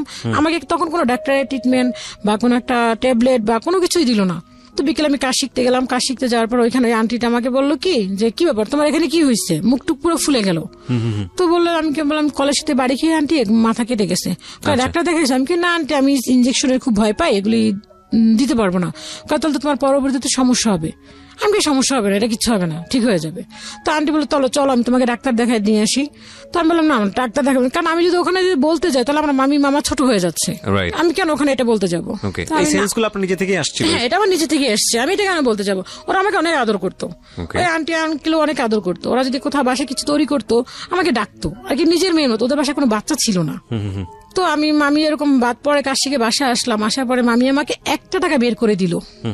1 টাকা বের করে দিয়ে বললো কি যে না তো এই টাকাটা দিয়ে তুই একটা ওষুধ কিনে নিয়ে খেয়ে। তো আমি বললাম যে না মামি, আমার এখনো মনে আছে 1 টাকার নোটটা দিল এবং টাকাটা এতটা পুরনো ছিল মনে হচ্ছিল কোন একটা ডিব্বা থেকে বের করে দিছে আমাকে। তো আমি বললাম না মামি লাগবে না, ভালো হয়ে যাব। তো দেন মামা আসলো, মামা এসে আমাকে জিজ্ঞাসা করলো না যে তোর এখানে কি হয়েছে বা কিভাবে ব্যথা পাইলি বা ওষুধ খাইছিস কিনা বা কোনো। তখন আসলে মামা ছিল এরকম মামি ভক্ত, মামি যা বলতেন তাই, এখানে আর দ্বিতীয়বার কোনো কথা বলতো না মামা। এরকম করে চলে গেল। মা পরে 2 মাস পরে মা আবার ওখানে মাকে বলল যে ওর তো কাজ শেখা প্রায় শেষ, কি করবে? তো মা আবার আমরা যে টেলার থেকে কাপড় বানালাম ওইখানে ওই আন্টিটার সাথে কথা বললো যে আমার মেয়ে তো আসতেছে, ও আপনার দোকানে কি নেওয়া যাবে কিনা। আচ্ছা, তো মা কথা বললো, কথা বলার পরে বললো যে হ্যাঁ নিয়ে আসেন। তো এই কথা বলার পরে মা খবর দিল, মা যাইতো মাঝে মধ্যে আমাকে দেখার জন্য। তো দেখতে গেলে তো দেখা গেল এরকম ওইখানে একটা ভাড়াটে ছিল, ওই আন্টিটা আসলে মানুষই বলে যে হয়তো বা কোনো ক্রিমিনালি করা, কিন্তু ওই আন্টিটা আসলে যা দেখতো তাই বলতো। এরকম একটা হইতো যে দেখা গেল আমি কাজ শিখতাম যে কাপড়টা দিয়ে, ছোট মামা যে কাপড়টা আমাকে দিত কাজ শেখার জন্য, আমার পিছনে সব থেকে অবদান ছিল ছোট মামা এবং আমার মা। বড় মামাও ছিল, বড় মামা যদি আমাকে আশ্রয় না দিত দেন আমি কাজ শিখতে পারতাম না। কিন্তু বড় মামা ছোট মামা তার বিছানার একটা চাদর দিয়েছিল আমাকে কাজ শিখে আর কি করার জন্য, কেটে কাজটা শেখার জন্য। তো দেন আমি তো ছোট মানুষ, আমি একটা মেক্সি কাটিং করে শিখছি, শিখে ওইটা আমি পরে ওই আন্টিটাকে দেখাইছি যে আন্টি দেখেন হয়েছে কিনা। তো আন্টি বলে হ্যাঁ তুমি তো খুব সুন্দর করছো, একটা খুব আমাকে উৎসাহ দিল। দেন মামি এইটা নিয়ে আর কি খুব সে রাগান্বিত যে আমার মেয়েকে কেন একটা প্যান্ট বানাই দিল না। তো ওই আন্টিটা আমাকে বললো যে তুই তো এরকম ভারী যে আন্টিটা ছিল, তুই এরকম প্যান্ট তুমি রেশমা সরি বললো যে তুমি এরকম প্যান্টটা বানাইছো, তুমি যে মেক্সিতে বানাইছো তোমার বোনকে তো একটা কিছু দিলা না। তো আমার মামা তো বোনটা এরকম ছিল, ও তো ছোট ছিল, ও দেখা গেল কি যে নিজে নিজে আমার সাথে করে মামির সাথে বলে দিত যে আম্মু আমাকে আপু মারছে, কিন্তু আসলে আমি কখনোই ওকে মারতাম না। আর আমার ছোটবেলা থেকে অবশ্য আমি কখনো কোনো ভাই বোনদেরকে মারিনি, আমার মারলে বুঝে খুব কষ্ট লাগে আর কি, ভিতরে খুব কষ্ট পাই আমি। তো দেন এরকম করে মা 2 মাস পরে আমাকে নিয়ে গেল, এবং 2 মাস পরে যখন আমাকে নিল হয়তোবা মেবি তার আগের দিন 2 তারিখ ছিল, আমার এখনো মনে আছে 2002 সালে 2 তারিখ ছিল। দেন তার আগের দিন 1 তারিখে 2001 আপনি হরতাল ছিল, কিছু একটা এরকম কোনো একটা গন্ডগোল। দেন তারপরের দিন গাড়ি বন্ধ হয়ে যাবে, আর আমি যদি 2 তারিখে না আসি 2 তারিখে ওখানে জয়েন করতে পারবো না, এরকম একটা আমাকে বললো। তো মামা রাত্রিবেলা যখন শুনলো যে হরতাল হবে, তো আমাকে এমন ভাবে মামি আর কি আমার ব্যাগটা ঘুষাই দিল যে একটা কাজের মানুষকে যেভাবে একটা মানুষ যদি থাকে একটা মানুষের বাসায় অন্ততপক্ষে তার প্রতি একটু মায়া হয়, কিন্তু আমার মামি সেটা করলো না, বরঞ্চ আমাকে রাতে খেতে না দিয়ে ব্যাগটা কোনো মতে বললো না যদি খেয়ে যা, সে ব্যাগটা কোনো মতে ঘুষাই দিয়ে আমাকে দিয়ে দিল, মামা আবার ব্যাগ করবে। তো দেন বাসায় আসলাম, বাসায় আসার পরে দেখলাম যে আব্বু আর কি কথা বলতেছে না, আমাকে দেখে মনে হচ্ছে তার উপর আকাশ ভেঙে পড়লো। আম্মু আমার চোখের ইশারা দিয়ে বললো কোনো কথা বলিস না, কিন্তু ভাত খাচ্ছে। কি রান্না করলো দেখলাম শুধু পেঁপে রান্না করছে, আর কি যেন একটা তরকারি রান্না করছে নিরামিষ। দেন পেঁপেতে আমার এটা মনে আছে পেঁপেতে কোনো কিছু মাছ টাছ কিছুই দেওয়া হয়নি, শুধু নিরামিষ পেঁপে রান্না করলো। তো ওইটা দিয়ে মা জিজ্ঞেস করলো ভাত খাইছিস, আমি কি না মা খাইনি। তো ভাত খাইলাম, ভাত খাওয়ার পরে বাড়ির ভিতরে যে আমার সাইজের ছোট ছোট ছেলেমেয়েরা ছিল ওদের সাথে দেখা করলাম, করার পরে খুব তারপরের দিন আমি ওইখানে আন্টিদের ওখানে কাজে গেলাম। যার পর ওই আন্টি আমাকে বললো কি আমাকে কাজ দিল প্রাথমিকভাবে, যে একটা কাজে গেলে তাকে তো একটা ইন্টারভিউ নেওয়া হয়। তো আমাকে কিছু কিছু কাজ দিল, কিন্তু আমি কোনো কাজের কোনো ধরনই বুঝতে পারলাম না। আমি যে কাজটা শিখছি সেটা হচ্ছে একটা ইঞ্চির মাপ একটা সেন্টিমিটারের কাজ, 2টা মাপ থাকে। তো আমাকে ওই আন্টিটা সেন্টিমিটার দিয়ে কাজ শিখাইছিল, সেটা ছোট ছোট করা। আর আন্টি আমাকে দিয়েছে বড় ইঞ্চির মাপের যে কাজগুলি ওইগুলি, তো ওগুলি তো আমি কিছুই জানি না। তো আমাকে দেওয়ার পর আমি তো কিছুই বুঝতে পারছি না, আমি কিভাবে কি সেলাই করবো, কিভাবে কি ধরবো, আমি কিছুই বুঝতে পারতেছি না। দেন মাকে ডাকলো, ডাকার পরে মাকে বললো কি যে আপনার মেয়ে তো কোনো কাজ জানে না, ওকে কিভাবে কাজে রাখবো। তখন বলছিল যে কাজ করবে, দেন ওকে 500 টাকা করে স্যালারি দেওয়া হবে। তো মাকে বললো যে ও তো কোনো কাজই জানে না, ওকে কি স্যালারি দিব আর কি করবো। তো মা বললো যে তখন মা আমার প্রতি রাগ হলো, তুই কি কাজ শিখছিস। আমি কি মা আমি তো এইভাবে করে কাজ শিখছি, আমি তো এরকম করে কাজ শিখি নাই। তো বললো তো আন্টিটা অনেক ভালো ছিল, আমি বলবো ওনার কথা, বাট উনি যদি না আমাকে সুযোগটা না দিত তাহলে হয়তো বা দেন আমি কাজ শিখতে পারতাম না। তো উনি আমাকে বললো ঠিক আছে একটা অপশন আছে, সেটা হচ্ছে আপনার মেয়েকে এখানে 3 মাস কাজ শিখতে হবে, আমার এখানে কাজ শিখতে হবে, দেন কাজ শিখতে হবে এরকম নিয়ে সকাল 9টা থেকে দেন রাত 9টা পর্যন্ত বা 8টা পর্যন্ত কোনো টাকা দেওয়া হবে না। তা আম্মা চিন্তা করলো যে এছাড়া তো কোনো ওয়ে নেই, কারণ বাসায় গেলে তো আমি ঠিক মতোই করতে পারবো না, আর এছাড়া আমার তো কোনো কিছু করারও ছিল না। তো আম্মা বললো যে ঠিক আছে তাই করবে। তো আমি সেই সকাল 9টায় যেতাম, তখন হয়তো মেবি বয়স 13 কি বা 12.5 কি 13 হবে এরকম আর কি। তো 9টার সময় কাজে যেতাম, সারাদিন ওখানে থাকতাম, দুপুরে 1 ঘন্টার জন্য খাবারের টাইম দিত, দেন আমি আবার রাতে কাজ করতাম। তা আম্মু এরকম করে কাজ শিখতে শুরু করলাম। দেন 1 বছর পরে আমার না দেখা যাচ্ছে কি আমি দোকান থেকে হাঁটতে হাঁটতে আমার নিঃশ্বাসটা গরম হয়ে যেত, আমি হাঁটতে পারতাম না, দম ফেলতে পারতাম না।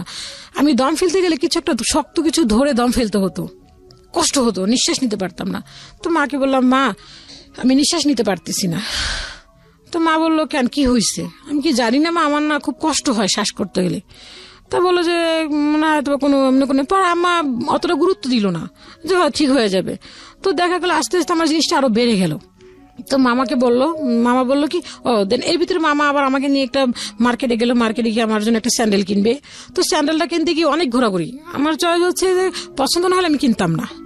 তো মামার স্যান্ডেল কিনতেছে আর এসে বলতেছে যে আপা আপনার মেয়ের জন্য আপনার মেয়ের স্যান্ডেল কিনতে গেছে, এত ঘোরাঘুরি যে স্যান্ডেলই তার পছন্দ হয় না। আপনার মেয়ের জন্য পাত্র দেখতে গেলে সেম কাহিনী করবে, ওর জন্য কোনো পাত্র পাওয়া যাবে না খুঁজে। এরকম একটা মামা কথা বললো, হাসাহাসি করলো।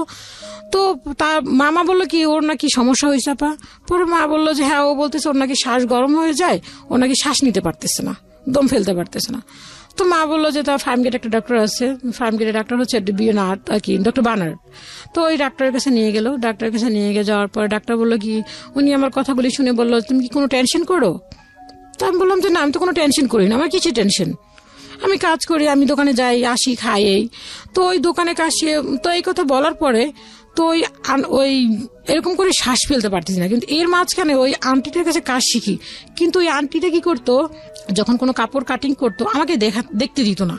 সে কি করতো, যখন আমি না থাকতাম তখন কাটিং করতো। আমি আবার কি করতাম, সে যখন টুকরোগুলি ফেলে দিত ওই টুকরোগুলি আমি রেখে দিয়ে ওইটি দিয়ে আমি আন্টি যখন দোকান থেকে চলে যেত, দেন ওনার একটা ইয়ে ছিল, সহকারী ছিল, ওই ছেলেটা ওদের বাসায় কাজও করতো, দেন ওর দোকানটাও সামলাতো। ওই ছেলেটাকে বসায় রাখতো যে যাতে আমি কোনো কাপড় টাপড় কোনো কিছু এদিক ওদিক না করি এই সেই। তো ছেলেটা কখনোই যেত না, যখনই দেখতাম ও চলে যেত তখন আমি টুকরো কাপড়গুলি দিয়ে নিজে নিজে ট্রাই করতাম যে দেখি ডিজাইন কাটি, বা আন্টি দেখতাম যে কাপড়টা সেলাই করতে দিত ওইটা ফলো করতাম যে কিভাবে সে কাটিং করলো। তো ওটিতে ছোট ছোট করে কাপড় কাটতাম। তো কাটতে গেলে অনেকগুলি টুকরা দিয়ে আমি অনেকগুলি হাতে সেলাই করে অনেকগুলি কাপড় তৈরি করছিলাম। তো দেখা যেত কি ওই বাড়ির থেকে, যে বাড়িতে থাকতাম ওই বাড়ির ভাড়াটিয়াদের কাছ থেকে বলতাম আমি কাজ জানি, নিজে বলতাম আমি কাজ জানি। তো বলতো আমাকে একটা জামা তৈরি করে দাও। তো কি করতাম, ওই আন্টিকে যে বলতাম আন্টি এইটা হচ্ছে আমার বোনের জামা, আমার ভাবির জামা, বিভিন্ন মিথ্যা বেতনের জব দিল। তখন এই মাঝখান থেকে তখন এই কাজগুলি করতাম, করার পরে বাড়ির ভাড়াটিয়াদের কাছ থেকে অর্ডার নিতাম, নিয়ে টুকটাক কাজ করতাম। তো ওই ভাইয়াটার কাছে গেলাম, ভাইয়াটার কাছে যাওয়ার পরে বললাম যে ভাইয়া, উনি তখন আমি মনে করতাম আমি কাজ শিখছি, তো ওই আপাকে আমি কাজ শিখাতে পারবো। তো দেখলো কি যে আমি কাজ শিখাচ্ছি না, তো ভাইকে বললাম আমি অর্ডার নিয়ে আসলে ওই ভাইয়ের মেশিনে কাজ করতাম। তো দেন উনি একদিন আমাকে বললো কি যে আপার মেশিনে কাজ করতে গেলাম, যাওয়ার পর একটা কাজের একটা ববিন কেস আসছে, ওইটা না হলে কাজ সেলাই করা সম্ভব না। ওই ববিন কেসটা উনি লুকায় রাখছে কোথায়, চালু ড্রামের ভিতরে। তো আমি ববিন কেস খুঁজতে খুঁজতে ববিন কেস পাচ্ছি না। তো আপাকে বললাম আপা ববিন কেসটা কোথায়? তো আপা বললো কি যে ববিন কেস তুই কোথায় গেছিস তুই ভালো জানিস, কালকে তুই কাজ করছিস, আমি তো আর কাজ করি নাই।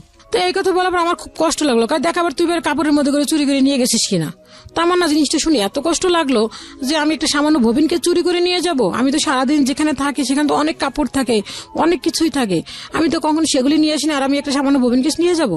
দেন আমি রাস্তায় উঠলাম, উঠে আমি ভাইয়াকে খুঁজে বের করে আমি ভাইয়াকে বললাম ভাইয়া ববিন কেসটা কোথায়? উনি কি করলো, ববিন কেস ড্রাম থেকে বের করলো। তা আমি বললাম যে ভাইয়া দেখছেন আমি যে ববিন কেস যে নেই সেটা আপনার প্রমাণ হলো। তো এটা এই কথাটা এসে মামাকে বললাম, বাবাকে তো কিছু বলতে পারতাম না, বাবা তো সে হচ্ছে ওই যে 500 টাকা করে যে স্যালারিটি পেতাম ওই টাকাটা আব্বাকে দিতাম। আব্বা ওইটা নিয়ে খুব করতো, যা পাইতাম সবই জানতো যে আমি এই টাকা পাচ্ছি। দেন আমি যখন রাতে কাজ করতাম, মানুষের টুকটাক কাজ করতাম, দেখা যায় 3 পিস সেলাই করতাম, 50 টাকা দিত, 60 টাকা দিত, একটা ব্লাউজ করতাম 15 টাকা 20 টাকা দিত, ওইটা নিজের মন মতো আর কিছু একটা কিনে খেতাম। তো মামাকে বলার পরে মামা কি করলো, আমাকে একটা মেশিন কিনে দিল। মেশিনটা কিনে দিলে এরকম ভাবে, আমি মামাকে বললাম মামা এরকম। তো মামা আমাকে একটা মেশিন কিনে আমার দোকানে গেল, মেশিনটা এনে আমার বাসায় রেখে মামা দোকানে গিয়ে বললো কি চল বাসায় চল। আমি কি কেন মামা, আমি কি কেন, আজকে কি আমাদের বাসায় খাবেন? কয় না খাবো, হ্যাঁ খাবো, তুই চল।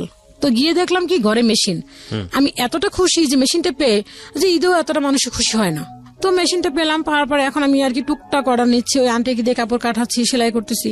তো এরকম করতে করতে যখন আমার ওই যে কষ্টটা লাগলো, শ্বাস করতে কষ্ট হচ্ছে, ডক্টর কাছে যাচ্ছি, কোনো ডক্টরই কোনো রোগ ধরতে পারতেছে না, সবাই বলতেছে হিস্টোরিয়া। তো এই ডাক্তার বললো তুমি কোনো টেনশন করো? তা আমি বললাম না আমি কোনো টেনশন করি না। তাহলে তোমার কেন এরকম হবে? এটা তো সাধারণত যারা চিন্তা করে সারাক্ষণ তাদের জন্য এরকম একটা হতে পারে, বা কোনো দিক দিয়ে কোনো কষ্ট পেলে, কোনো রিলেশন করলে তারা হয়তো এরকম ভাবে কষ্ট পেতে পারে। তোমার কেন কিসের কষ্ট, তুমি কেন কিসের চিন্তা করো? তো মাকে জিজ্ঞেস করলো, মাকে বললো যে না আমার মেয়েতে এরকম কোনো কিছু দেখতে পারতেছি না। তো এই কথা বলার পরে তো এরকম করতে অনেকটা ডাক্তার দেখালো, বেশ কয়েকটা ডাক্তারই দেখালো, দেখানোর পর কোনো ডাক্তারই কোনো রোগ ধরতে পারছে না। সেম ওই একই কাহিনী যে আমার শ্বাসকষ্ট, আমি নিঃশ্বাস ফেলতে পারছি না। কিন্তু এটা দিন দিন আরো বেড়ে গেল। বেড়ে যাওয়ার পরে এক পর্যায়ে চলে গেল, এখন আর কি ডাক্তাররা সবাই একই কথা যেহেতু বলছে, এখন বলে দেখেন আপনার মেয়ে কোথাও কোনো রিলেশন করছে, দেন সেক্ষেত্রে আপনার মেয়ে কষ্ট পেয়েছে, এরকম কিছু একটা। তো আম্মু আমাকে বললো, আমাদের ফ্যামিলিটা এরকম ছিল যে পিছনে আবার যেতে হয়, সেটা হচ্ছে যে যখন ক্লাস 2-তে পড়ি তখন আমার মামা একটা কথা বলেছিলেন যে তোমরা যা কিছু করো না কেন, আমি আর আমার বোন আর আমার এক খালাতো বোন আছে, তো ওই তিনজনকে বলেছিল যে তোমরা এমন কোনো কিছু করো না যাতে কেউ তোমাদেরকে বদনাম বলে বা বলে যে অমুকের ভাগ্নিটা এরকম দেখছি, অমুক ছেলের সাথে ঘুরে বেড়াচ্ছে বা অমুক একটা খারাপ কিছু করছে, এটা তোমাদের মাথায় রেখো। যদি পছন্দ হয় দেন বলো যে হ্যাঁ আমার পছন্দ হয়েছে, আমি ওর সাথে যাব, এরকম। তখন আমরা খুবই ছোট, ওই কথাগুলি মাথায় থাকতো যে মামা তো এই কথা বলে দিয়েছে যে কারণ যদি কোনো ছেলের সাথে কথা বলি দেন খারাপ দেখলে তো অবশ্যই মানুষই খারাপ বলবে। তো মা আমাকে জিজ্ঞেস করলো তুই কি কারোর সাথে কোনো রিলেশন করছিস? আমি কি না মা, আমি তো কারোর সাথে কোনো সম্পর্কই করিনি। তো মা আমাকে এমন ভাবে ধরলো, তা আমি ইনজেকশনকে খুব ভয় পেতাম। তো এখানে একটা ফার্মেসিতে নিয়ে গেল ইনজেকশন দেওয়ার জন্য, আমাকে বললো কি তুমি যদি এখন সত্য কথা না বলো দেন তোমাকে আমি ইনজেকশন দিয়ে দিব। তো আমি ভয়ের চোটে বললাম যে হ্যাঁ আমি যখন আমি ক্লাস 6 থেকে 7-এ উঠে যখন পড়াশোনা করে যখন ঢাকায় আসছি তখন একটা ছিল আমাকে একটা চিঠি দিয়েছিল, তো এটা আমি কাউকে বলিনি কোনোদিন। ওই চিঠিটা আর কি বলছিল তোমাকে আমার পছন্দ এই সে, ওই বাড়ির ভাড়াটি একটা ছেলে। তো এই কথাটা আমি মাকে বলে দিলাম যে মা আমাকে না, ওর নাম হচ্ছিল খোকন, মা আমাকে না খোকন না এই একটা চিঠি দিছিল। মা তো প্রচুর পরিমাণ রেগে মেগে, মা বললো কি তার মানে তোর খোকনের সাথে সম্পর্ক ছিল এই সেই। তো মামাকে আমার এক আম্মুর চাচতো ভাই ছিল আর কি বাড়ির পাশে, তো ওনাকে বললো, উনি চিনতো ভালো করে, তো বললো যে এই ব্যাপার, ওর কারণে মনে হয় এই হয়েছে। দেখা গেল যে না ওটাও কোনো কিছু না। দেন এখন এই জিনিসটা রোগটা এতটা বেড়ে গেল যে আমি আসলে কি যে কাজ করবো কি, কাজই করতে পারতেছি না। আর এটা উঠলে যখন আমি নিঃশ্বাসটা নিতে পারতাম না, দেখা যায় 4টা যে ছেলে আমাকে ধরে রাখতে পারতো না। এতটা শক্তি কোত্থেকে আসতো একমাত্র উপরালাই ভালো জানেন। যখন দমটা ফেলতাম তখন আমার শরীরের কোনো শক্তি থাকতো না। তো বা এইটা নিয়ে তার কোনো ইয়েই ছিল না যে আমার মেয়েটা অসুস্থ, যে ওর এরকম হচ্ছে, তার এরকম কোনো ইয়েই ছিল না। সে নিজের মতো করে চলছে, খাচ্ছে, এরকম। তো একদিন এরকম আমি খুবই অসুস্থ, এরকম একটা পর্যায়ে আমাকে দোয়া টোয়া পরে ফুটে দিয়ে আমাকে আর কি যে অ্যাকচুয়ালি মারা যাবে এরকম একটা অবস্থা। ঘরে টিভি ছাড়া, মামা বড় মামাও আসছে যে দেখতেছে খুব সিরিয়াস অবস্থা, ঘরে টিভি ছাড়া। আমি ঘরে শুয়ে শুয়ে আর কি কথা বলতে পারতেছি না, শুধু চোখ দিয়ে পানি পড়তেছে, কিন্তু আমি কাউকে বোঝাতে পারতেছি না। সবাই মনে করতেছে হয়তো ওর উপরে জিন আছে বা কোনো কিছু আছে সাথে বা কোনো ভূতে ধরছে, এরকম একটা সবাই এরকম মানে করতেছে। কেউ যখন উঠে আমার এই নিঃশ্বাসটা বন্ধ করতে যখন হয়, কেউ আমাকে জুতা শোনাচ্ছে, কেউ হলুদ পুড়ে নাকের সামনে ধরতেছে, কেউ আমার কেন আঙুল চিপে ধরতেছে, কেউ নাক চিপে ধরতেছে, আগে যে যেটা পারতেছে সেটাই করতেছে। কিন্তু আমি কাউকে বলতে পারতেছিলাম না, জানি আমি তোমরা যা বলতেছো আমি সব শুনি, কিন্তু আমি কাউকে বলতে পারছিলাম না, আমার দমটা উঠে কষ্ট লাগতেছে। তো এরকম এক পর্যায়ে আব্বা দেখলাম কি আব্বা ঘরে বসে টিভি দেখতেছে, কিন্তু আমার অবস্থা খুবই সিরিয়াস। সবাই দোয়া টোয়া পরে আমাকে ফটো দিয়ে করতেছে যে মনে হচ্ছে এখনই মারা যাব, এরকম একটা পর্যায়ে চলে গেল। আচ্ছা।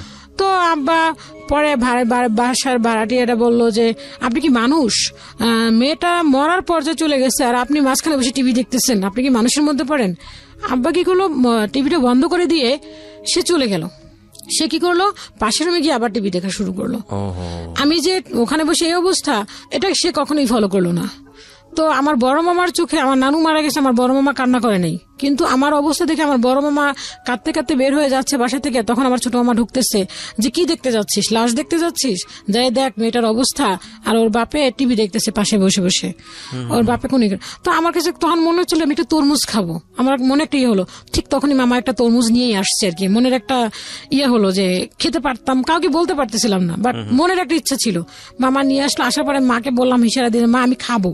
তো মা এরকম ভাবেই করলো, কেটে দিল। তো ডাক্তার আমাকে অনেক ডাক্তার দেখালো, ডাক্তার বললো যে ওর জন্য এখন ট্রিটমেন্ট হচ্ছে যে ওকে ঘুমের ঔষধ। আচ্ছা। ওকে যদি আপনি জাগায় রাখেন তাহলে ও এরকম অবস্থা হয়ে যাবে, যদি ওকে ঘুমের ভিতরে রাখেন দেন তাহলে ও ভালো থাকবে। তো আমাকে এরকম করে আম্মু সকালবেলা আর কি ওষুধ দিয়ে ঘুম পাড়ায় রেখে যেত, দেন আম্মু দুপুরে আসতো, এসে আম্মু আমাকে গোসল করাইতো, খাওয়াইতো, আবার দেন আমি ঘুমাই যেতাম। কিন্তু আমার সামনে কে আসলো, কিন্তু কানে শুনতাম, কে আমার সামনে আসলো কে গেল এটা আমি কখনোই চিন্তা করতে পারিনি। মনে হচ্ছে একটা অ্যাবনর্মাল টাইপের একটা মানুষ হয়ে গেছিলাম। তো এরকম করতে করতে যে যা বলতো তাই আম্মা ট্রিটমেন্ট করতো। বাদ দেওয়া যদি কোনো একটা বাদ দেওয়া যদি এসে বলতো যে হ্যাঁ তোমার মেয়ে এই হয়েছে, তোমার মেয়েকে ভালো করতে পারবো, আম্মু তাই করতো আর কি। যদি বলতো যে এইটা করতে পারলে তোমার মেয়ে ভালো হবে, আম্মু সেটাই করতো। তো কি কারণে রোগটা ভালো হয়েছে আল্লাহ ভালো জানে, আল্লাহর কাছে তার শুক্রিয়া আদায় করি যে ভালো হয়ে গেছে। তো এরকম এক পর্যায়ে আব্বু আর কি আমার তখন আর কি ওইখান থেকে ওই আন্টি উনি লন্ডনে চলে যাবে, তো আমি অসুস্থ অবস্থায় আন্টি আমাকে ছুটি দিল। তো আন্টি বলে যে ও সুস্থ হয়ে আসুক তারপরে দিন আমি নিব। তো আন্টি আসলো আমাকে দেখতে, এসে দেখে যে আমি বিছানায় শোয়া। তো আন্টি বলে যে আমি তো এখন লন্ডন যাব, আমার তো এখন ওকে দরকার, ও কি এখন কাজ করতে পারবে? তো আমি যদি ওখান থেকে চাকরিটা চলে যায় তাহলে তো আমি খাবো কি, আমার আব্বাকে তো আমাকে টাকা দিতে হবে। তো আমি আবার ওইখান থেকে আস্তে আস্তে করে গেলাম। পরে যাওয়ার পরে ওনার মেয়ে ছিল, ওই আন্টিটার মেয়ে ছিল যথেষ্ট পরিমাণ রাগী, ওনার মেয়ে যা বলতেন তাই। তো ওইখানে গেলাম, ওই আপুটার সাথে মিললো না আমার।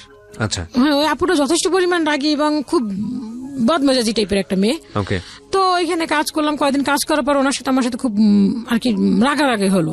তো রাগারাগি হওয়ার পর ওনার কাছ থেকে, আমিও তো ছোট ছিলাম, খুব রাগান্বিত ছিলাম আমিও। তো আমি ওনার কাছ থেকে চলে আসলাম। চলে আসার পরে এখন আমি কি করব, এখন তো আমাকে একটা কাজ খুঁজতে হবে। ওখান থেকে যে আমি কাজ শিখছি, আমি ভয়ে বেরোচ্ছি না যে আমি যে কাজটা শিখছি, কিন্তু আমি ওখান থেকেও কাজ করতাম, দেন বাসায় এসেও আবার টুকটাক কাজ করতাম মেশিনে। দেখা যায় 9টা পর্যন্ত এসে আবার 10টা পরে কাজ করতাম, রাত 2টা 3টা পর্যন্ত করতাম, করে আবার ঘুমাইতাম, সকালে উঠে আবার যেতাম, এরকম আর কি একটা ইয়ে ছিল আমার।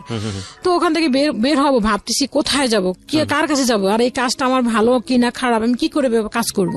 একা একা চিন্তা করতে করতে একটা টেলার আবার যোগাযোগ করলাম যে ভাই আমাকে কাজে নিবেন। তা ওই এলাকাতেই ছিল। তো ওইখানে যাওয়ার পরে বললো যে আপনি কি সব কাজ জানেন? আমি টুকটাক বললাম হ্যাঁ আমি সব কাজ জানি। তো ওরা আমাকে নিল, আমাকে 1000 টাকা স্যালারি ধরলো। তো 1000 টাকা স্যালারি ধরার পরে আমাকে বলে প্রোডাকশনে কাজ করতে হবে, যত পিস কাজ করবেন দেন তত পিস টাকা হবে। তো আমি বললাম যে এটা তো আমি কখনো করি নাই, ঠিক আছে করে দেখি, ট্রাই করে দেখি। তো আমি করলাম, কয়েকদিন করার পরে দেখলো যে না আমি টুকটাক করতে পারতেছি, অত যে আহামরি করতে পারতেছি তা না। তো করলাম, করার পর ওখানে দেখলাম যে আর কি কাজের প্রত্যেকটা কাজের ক্ষেত্রেই তো একটা মানুষের ভালো মন্দ থাকে। তো দেখলাম ওখানে ভালোটা দেখা যায়, একটা কাজ করলাম ভালো না হলো খারাপ হলে দেখা যায় বেশি ওইটাকে মেশিন করতো, প্রাধান্য দিত যে হ্যাঁ আমি ভালো কাজ করতেছি না এই সেই। তো ওইখান থেকেও চলে আসলাম। চলে আসার পর এখন চিন্তা করতেছি কি করব। তো একদিন একটা লোক বললো যে তুমি ওই একটা কারখানায় ঢুকলে তোমাকে প্রতি মাসে 2000 টাকা স্যালারি দিবে, তুমি কি ওখানে করবা? তখন আমি চিন্তা করলাম 2000 টাকা স্যালারি তার মানে অনেক টাকা, আমার কাছে মনে হয় 2000 টাকা মানে অনেক টাকা। আমি মহা খুশি। 2000 টাকা মানে তাহলে আব্বাকে আমি 1000 টাকা দিয়ে 1500 টাকা দিব, 500 টাকা করে আমি রেখে দেবো, আমি এটা চিন্তা করলাম। তো ওইখানে কোনো কারণে হয়নি। তা আম্মা আমাকে দিল না, যে ছেলে মানুষ, ওখানে কারখানা, ওখানে অনেক ছেলে মানুষ থাকবে, কি না কি হবে, যাওয়ার দরকার নেই, এত বেশি টাকার দরকার নেই, তুই যেখানে আসিস সেখানেই থাক। তো ওখানে আবার রয়ে গেলাম, ওখানে মহিলা ছিল, আপুটা আসতো সবসময় দোকানে বসতো, কাজ করতো, ফলো আপ করতো। তো এরকম করে ওখান থেকে এক পর্যায়ে ওখান থেকে চলে আসলাম। চলে আসার পরে এখন আমি চিন্তা করলাম যে না আমি তো এখন মোটামুটি কাজ জানি, হ্যাঁ এখন আমি ঘরে টুকটাক করতে পারি। এদের ভিতরে এক আন্টি আবার আমাকে কিছু বিভিন্ন আর কি একটা আন্টি বললো যে ও মেয়েটা ভালো কাজ জানে। তো আন্টি আমাকে ট্রায়ালের জন্য কিছু কাজ দিল, দেওয়ার পর দেখা যাচ্ছে আমি জবও করতাম, দেন ওই আন্টিদের কিছু বাসায় বাসায় গিয়ে কাজও আনতাম, এনে বাসায় কাজ করে আবার দিতাম। ওইটা আমার একটা এক্সট্রা ইনকাম ছিল। তো ওরকম করে করতাম, করতে করতে আব্বু আমাকে তখন আর কি এই আব্বু হেল্প করা শুরু করলো আমাকে। দেখা যাচ্ছে যে আমি কাজ করে আসছি, আমাকে ওই মেশিনের কিছু কাজ যদি হেল্প করা লাগতো সে আমাকে হেল্প করতো, হাতে কাজ টাজ করা লাগলে হেল্প করে দিত। তখন আর মুভমেন্টটা তার চেঞ্জ হয়ে গেল। দেন এরকম করতে করতে দেখা গেল যে আব্বু ওই আম্মুর সাথে টর্চারিংটা কমলো না। দেখা গেল তেল দিত হিসাব করে, চাল দিত হিসাব করে। তা আম্মু কি করতো, যতটুকু ইনকাম করতো তা দেখা যাচ্ছে যে যতটুকু তেল হিসেব করে দিত ওইটুকু তো হতো না। তা আম্মু যে ইনকাম করতো ওই টাকা দিয়ে আব্বুকে সব টাকা দিয়ে দিয়ে কিছু টাকা রেখে দিত, ওই টাকা দিয়ে আম্মু আবার তেল কিনে আম্মু আবার ওখানে পুরাইতো। তো এরকম এক পর্যায়ে করতে করতে আমি একটা দোকানে ঢুকলাম যে আমি কাপড় কাটিং করতে পারি, যাকে বলে কাটিং মাস্টার। তো কাটিং মাস্টার বেতন হবে কত, বললো যে বেতন হবে তোমার 3000 টাকা। আচ্ছা, হ্যাঁ তো 3000 টাকা, কিন্তু ওখানে অপশন হচ্ছে কাটিংও করতে হবে, দেন সেলাইও করতে হবে, দুইটাই করতে হবে। তা আমি বললাম যে হ্যাঁ আমি করবো, সমস্যা নেই। তো এখানে বললো যে ঠিক আছে, ঢুকলাম 3500, তখন 3000 টাকা ঢুকলাম। আমি বললাম যে পরে কিছুদিন পরে বললাম যে না আপু আমাকে একটু বাড়াই দিতে হবে, তখন আমাকে 500 টাকা বাড়ালো। বাড়ানোর পরে ওই আপুটার আসলে দোকানটা ভালো করে চলতো না, কারণ আমি তো যেটা সত্য কথা, তখন তো ভালো করে যে কাজ জানতাম না, একটা কাস্টমারকে কিভাবে হ্যান্ডেল করবো ওভাবে ভালো আমি করতে পারতাম, ভয় পেতাম যে আল্লাহ কাজটা ভালো হচ্ছে না খারাপ হচ্ছে, আমাকে কাস্টমারকে কমপ্লেন করবে, এইটা চিন্তা করতাম। জি। তো ভালো করে পারতাম না আর কি। তারপর সাহস করতাম যে না আমাকে এটা করতে হবে। তো আপু আমাকে এক সময় বললো কি যে দেখো দোকানটা তো চলছে না, দোকানটা তোমার, তুমি একটা কাজ করো, তুমি দোকানটা কিনে নাও। দোকানটার দাম ছিল 60,000 টাকা আর কি, সবকিছু নিয়ে 60,000 টাকা আমাকে দিতে হবে। তো আমি বললাম আপু, তখন আমার চিন্তা হলো যে আমি তো কাজই মনে মনে ভাবলাম, আমি ওনাকে বললাম না যে আমি তো ভালো করে কাজই জানি না, আমি 60,000 টাকা নিয়ে দোকান ভাড়া কিভাবে দিব? দোকান কত ভাড়া সালের গল্প এটা? হ্যাঁ আমি তো মানে আপনার জন্য এই 60,000 টাকার হিসাব কত সালের এটা? এটা হচ্ছে আপনার 2005-এ। 2005। হ্যাঁ, ও সরি, এর মাঝখানে আমি কথা ফেলে আসছি।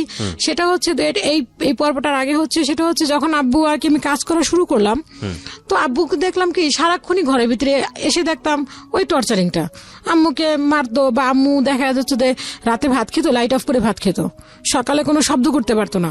আম্মু যে সকালে অফিসে যাবে, এদিন আম্মা এর মাঝখানে আবার আম্মা একটি স্কুলে জব হলো, তো আম্মু সকালে যে ভোরবেলা রান্না করে রেখে যেতে হবে, আম্মু কোনো শব্দ করতো না আর কি, মনে হচ্ছে যে ঘরে পিঁপড়া আওয়াজ করতে পারবে, দেন আম্মু আওয়াজ করতো না, এরকম একটা পর্যায়ে। তো এক পর্যায়ে এরকম একটা করতে করতে টর্চারিং করতে করতে আমি আম্মুকে একসময় বললাম যে মা একটা কাজ করো, আমার না ভালো লাগে না, আমি সারাদিন কাজ করে আইসা যদি দেখি এরকম ভাবে আব্বা গ্যাঞ্জাম করতেছে, ভালো লাগে না, তুমি একটা কাজ করো, আমরা আলাদা হয়ে যাই। তা আমি কয়েকবার চেষ্টা করছি যে আলাদা হয়ে যাব, কয়েকবার বের হয়ে গেছে, একবার বের হয়ে গিয়ে একটা মেয়ের সাথে বলছি, কথা বলছি যে আমি চলে যাব, থাকবো না। তো মামা বললো কি যে না তুই কই যাবি? আমার মামা আমাকে সবসময় সাপোর্ট দিত, আর এই কাজের পিছনে সবচেয়ে বেশি সাপোর্ট হচ্ছে আমার মামার, সব থেকে অবদান মা এবং মামা। তো মামা বললো যে ঠিক আছে তুই কই যাবি? তো মা আব্বা এরকম করতে করতে আম্মা বললো যে ঠিক আছে তাহলে আমরা আলাদা হয়ে যাব, আমরা থাকবো না এখানে। প্রিয় শ্রোতা, আপনারা শুনছেন কাটলো যে আমি কোনোদিন তোমাকে ফেলে চলে যাব না। হ্যাঁ, তা আম্মা এতই একদম নরম একটা মানুষ যে সে যদি একবার বলে, যদি বলেন যে না আপনি এই কাজটা করবেন, সে ওইটা খুব সরম্য বিশ্বাস করে নেবে। আচ্ছা, তা আম্মা ওইটা বিশ্বাস করে নিল, করার পরে দেন আবারই সেই একই অবস্থা, টর্চারিং শুরু, কোনো এর থেকে আর কোনো বিকল্প কোনো কিছু হইল না। তো বাসা চেঞ্জ করলাম আমরা, ওখান থেকে বাসা চেঞ্জ করে ওখানে আব্বু ওরকম ভাবে গ্যাঞ্জাম সৃষ্টি করতেছে। তো বাড়িওয়ালা আঙ্কেলে ওই মামাটা বললো কি তোমরা এখান থেকে চলে যাও, তোমরা এইভাবে করতেছো, কোনো একটা অ্যাক্সিডেন্ট হয়ে গেলে তখন আর কি দেখা গেল যে মারাটাটা গেলে তখন পুলিশ এসে আমাদেরকে ধরবে, তোমরা এখান থেকে বাসা শিফট করো। দেন আব্বু এরকম গ্যাঞ্জাম সৃষ্টি করতেছে, আমার ভাই আবার এর মাঝখানে একটা মেয়ের সাথে রিলেশন করলো, তখন খুবই ছোট, ওইটা নিয়ে অনেক কিছু তট, ওরা ওই মামিটার মাও আবার ওই মামিটা বিচার দিল বাড়িওয়ালাকে। তো এই সবকিছু মিলে বাড়িওয়ালা বাসা ছেড়ে দিতে বললো, দেন আমরা বাসা ছেড়ে দিলাম। তো যে বাড়িটাতে গেলাম ওখানে ভাড়াটিয়া ছিল বলতে গেলে আমরা আর 2টা ভাড়াটিয়া ছিল, ভাড়াটিয়া ছিল না। তো ওখানে যাওয়ার পর একদিন আমি আসছি, তো বাজার তো ওরকম ভাবে দেয়নি, আমি রাতে আসছি তখন বাজে 9:30। দোকান থেকে আসার পরে আব্বা কি করলো, সামান্য একটা গামছা, যে আব্বুর কোনো কিছু আমরা ধরতে পারতাম না, যে একটা সন্তানে যে তার বাবার জিনিসপত্র ধরবে ওইটা কখনো ধরতে পারতাম না, আর কখনো বলতে পারতাম না আব্বা এই জিনিসটা খাবো, আমাদেরকে এই জিনিসটা কিনে দাও, কখনোই বলতে পারতাম না মুখ ফুটে। তো বললো কি যে আমি আসছি বাসায়, আসার পরে শুনে কি ঘরের ভিতরে গেলাম চিল্লাচিল্লি হচ্ছে, আব্বা খাওয়া দাওয়া করে খাটে শুয়ে আছে, আম্মু খাবার দিচ্ছে, আমরা খাচ্ছি নিচে বসে, ভাই 2টা খাচ্ছে আমিও খাচ্ছি। আপু তো গ্রামে থাকি, আপু গ্রামে বসেই, তখন আপুর বিয়ে হয়ে গেছে, সরি তখন আপুর 2003 সালে বিয়ে হয়ে গেছে, আপু গ্রামে শ্বশুর বাড়িতে থাকে, তখন আমি আমার 2 ভাই। তো খাওয়ার পরে আমি নিচে বসে খাচ্ছি, খাওয়ার পরে আমি বললাম মা, আব্বু বকাবাজি করতেছে আম্মুকে, আম্মু চুপ করে আছে, চুপচাপ একদম। আরেক মামা ছিল, তো আম্মু বললো কি যে তুই ভাত খা, তাড়াতাড়ি ভাত খেয়ে শুয়ে পড়, লাইট অফ করতে হবে। তো আমি বললাম আম্মা একটা কাজ করো, গামছা খুঁজে পাচ্ছে না, গামছা খুঁজে না পাওয়ার পর আমি আম্মারে বললাম যে আম্মা তোমার না বলছি যে তুমি আলাদা হয়ে যাই আমরা, যার যারটা তার কেউটা কেউ ধরবে না, আর কোনো জ্ঞানদাম সৃষ্টি হবে না।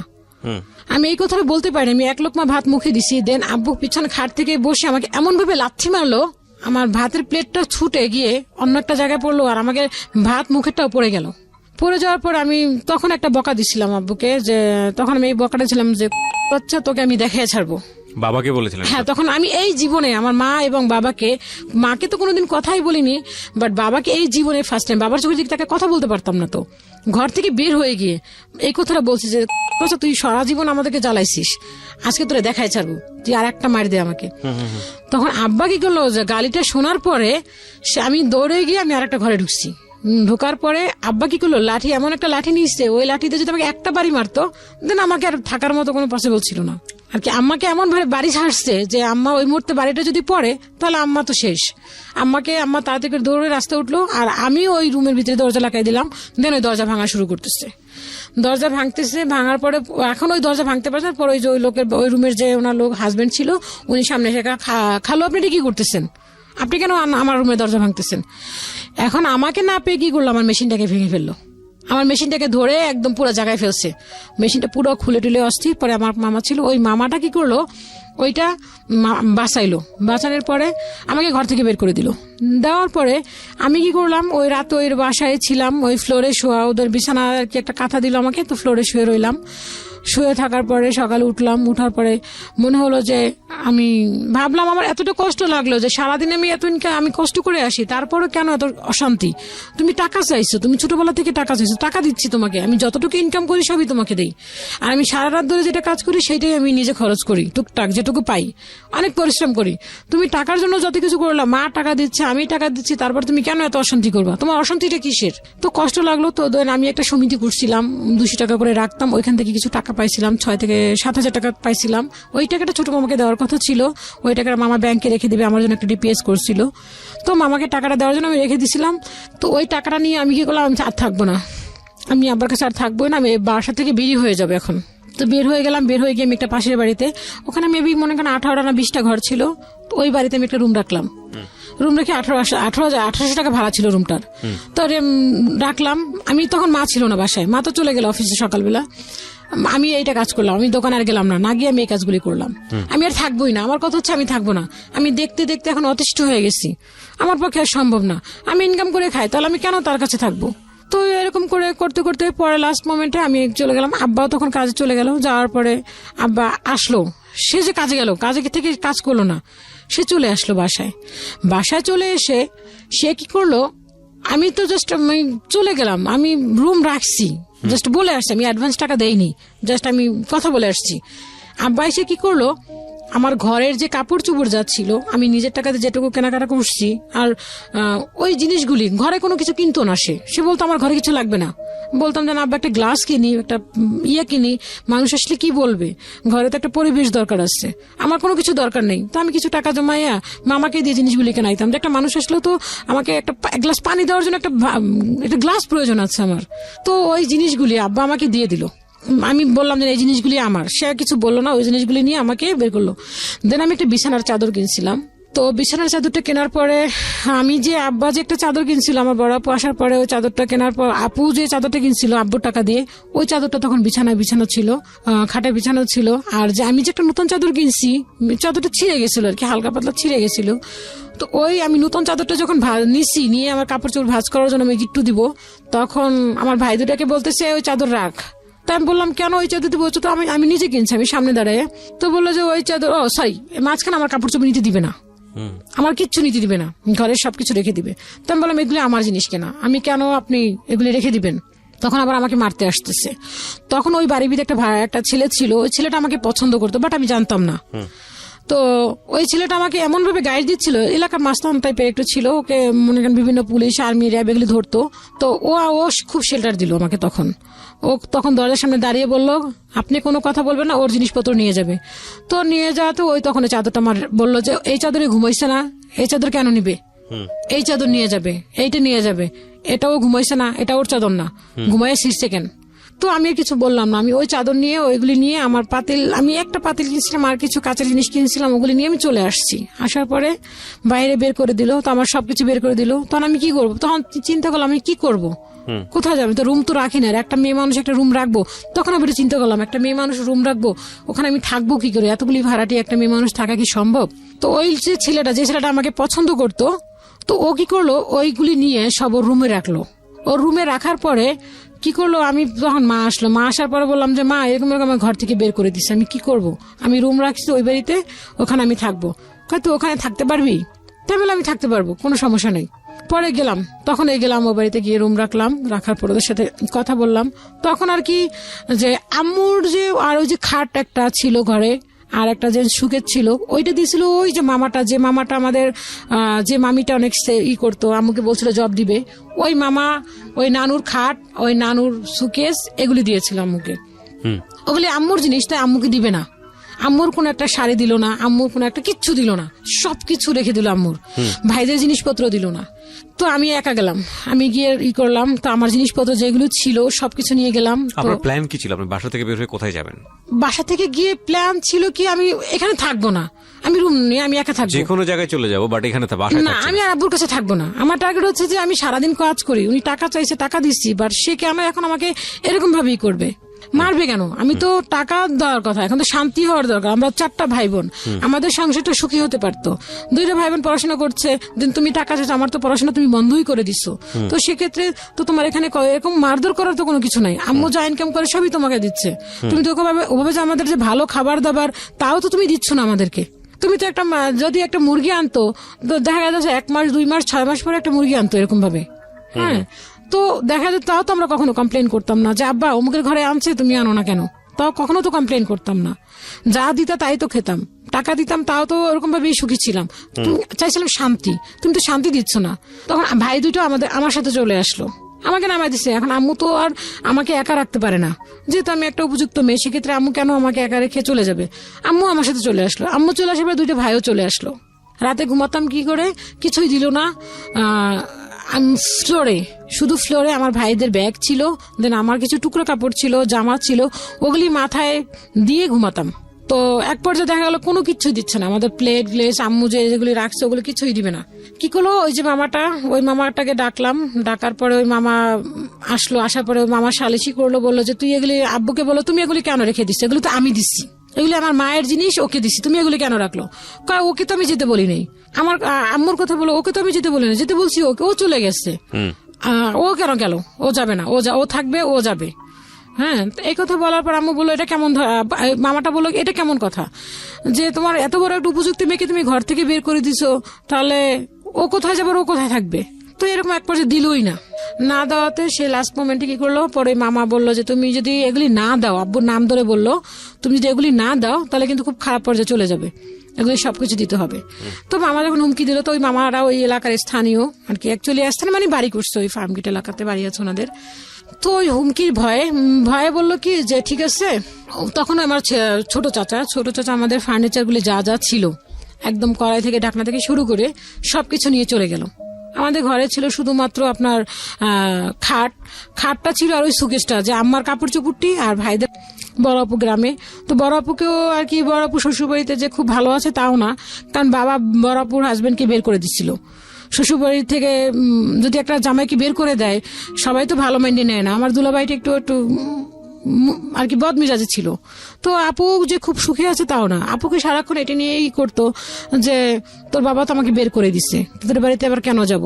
তো মা বলতো যে তোমার শ্বশুর তোমাকে বের করে দিচ্ছে, এখন তোমার তো শ্বশুর নাই, তুমি এখন আমাদের বাসায় আসো। তো দুলাভাই খুব কমই আসতো, আপা আসতো, বছরে একবার আসতো আমাদের বাসায় বেড়াতে। তো এরকম করতে করতে এক পর্যায়ে চলে গেল যে আমি এখন বিভিন্ন দোকানে আর কি ডিজাইনের জন্য করতে লাগলাম, কাজ শিখতে লাগলাম, যে যেখানে দেখতাম বেশি ভালো ডিজাইন করে সেখানে আর কি শিখতে লাগলাম। যে প্রফিটের কথা খুব কম চিন্তা করতাম হচ্ছে যে যেখানে আমার যে এখানে একটা ঢুকলে কাজ শিখতে পারবো সেরকম ঢুকতাম। আর ঢুকতাম এরকম করে যেখানে মহিলা আছে, কারণ দেন পুরুষের ওখানে ঢুকতাম কিন্তু দেখতাম যে মহিলা কর্মচারী আছে, ওখানে থাকতাম, দেন বেশি করতাম না। তো এরকম করে করে কয়েকটা কাজ শিখলাম। শেখার পরে এক পর্যায়ে আসলো যে আম্মুর অফিসটা শিফট করবে উত্তরাতে। তো অফিসে শিফট করতে হলে তো আমি উত্তরাতে আমি কি করবো, ওখানে গিয়ে ওখানে তো আমার কাজ করতে হবে। ওখানে তো যে কাজ করব সেখানে তো আমার তো পরিচিত কোনো কেউ নাই, যে আমার আত্মীয় স্বজন বা কোনো ফ্রেন্ড সার্কেল কেউই নেই, ওখানে তো আমার কাজটা করতে হবে। কি করব পরে যে বুটিক্সটা কাজ করতাম, ওইখানে কিছু হোলসেলার কাজ করতো ওই আপুটা। তো ওইখানে যে ম্যানেজার আসতো, যে সিনিয়র ম্যানেজার ছিল, তো ওই একদিন ওই ভাইয়াটা আসলো কারখানাতে। তো ওই আপুটা ছিল না শোরুমে, না থাকা থেকে আমি ওই সুযোগটা নেওয়ার পরে আমি নিচে নামলাম। আমি দোকান থেকে শোরুম থেকে বের হয়ে আমি বললাম যে ভাইয়া আমি যে ওখান থেকে শিফট করবো সেটা আর ওদেরকে বলিনি যে আমি চলে যাব উত্তরাতে। তো আমি বললাম যে ভাইয়া আমি তো এখান থেকে উত্তরা চলে যাব, আপনাদের তো অনেক কাজ দিচ্ছেন, তো আমি যদি এখান থেকে চলে যাই তো আমাকে কিছু কাজ দেওয়া যাবে?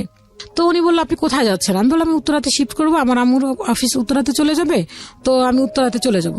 তো বলে ঠিক আছে, তা আপনি যখন যাবেন তখন আমাকে নক করেন। তো দিলাম আমি ওনার নাম্বারটা, বললো যে নাম্বারটা দিয়ে গেল, তা নাম্বারটা রাখলাম।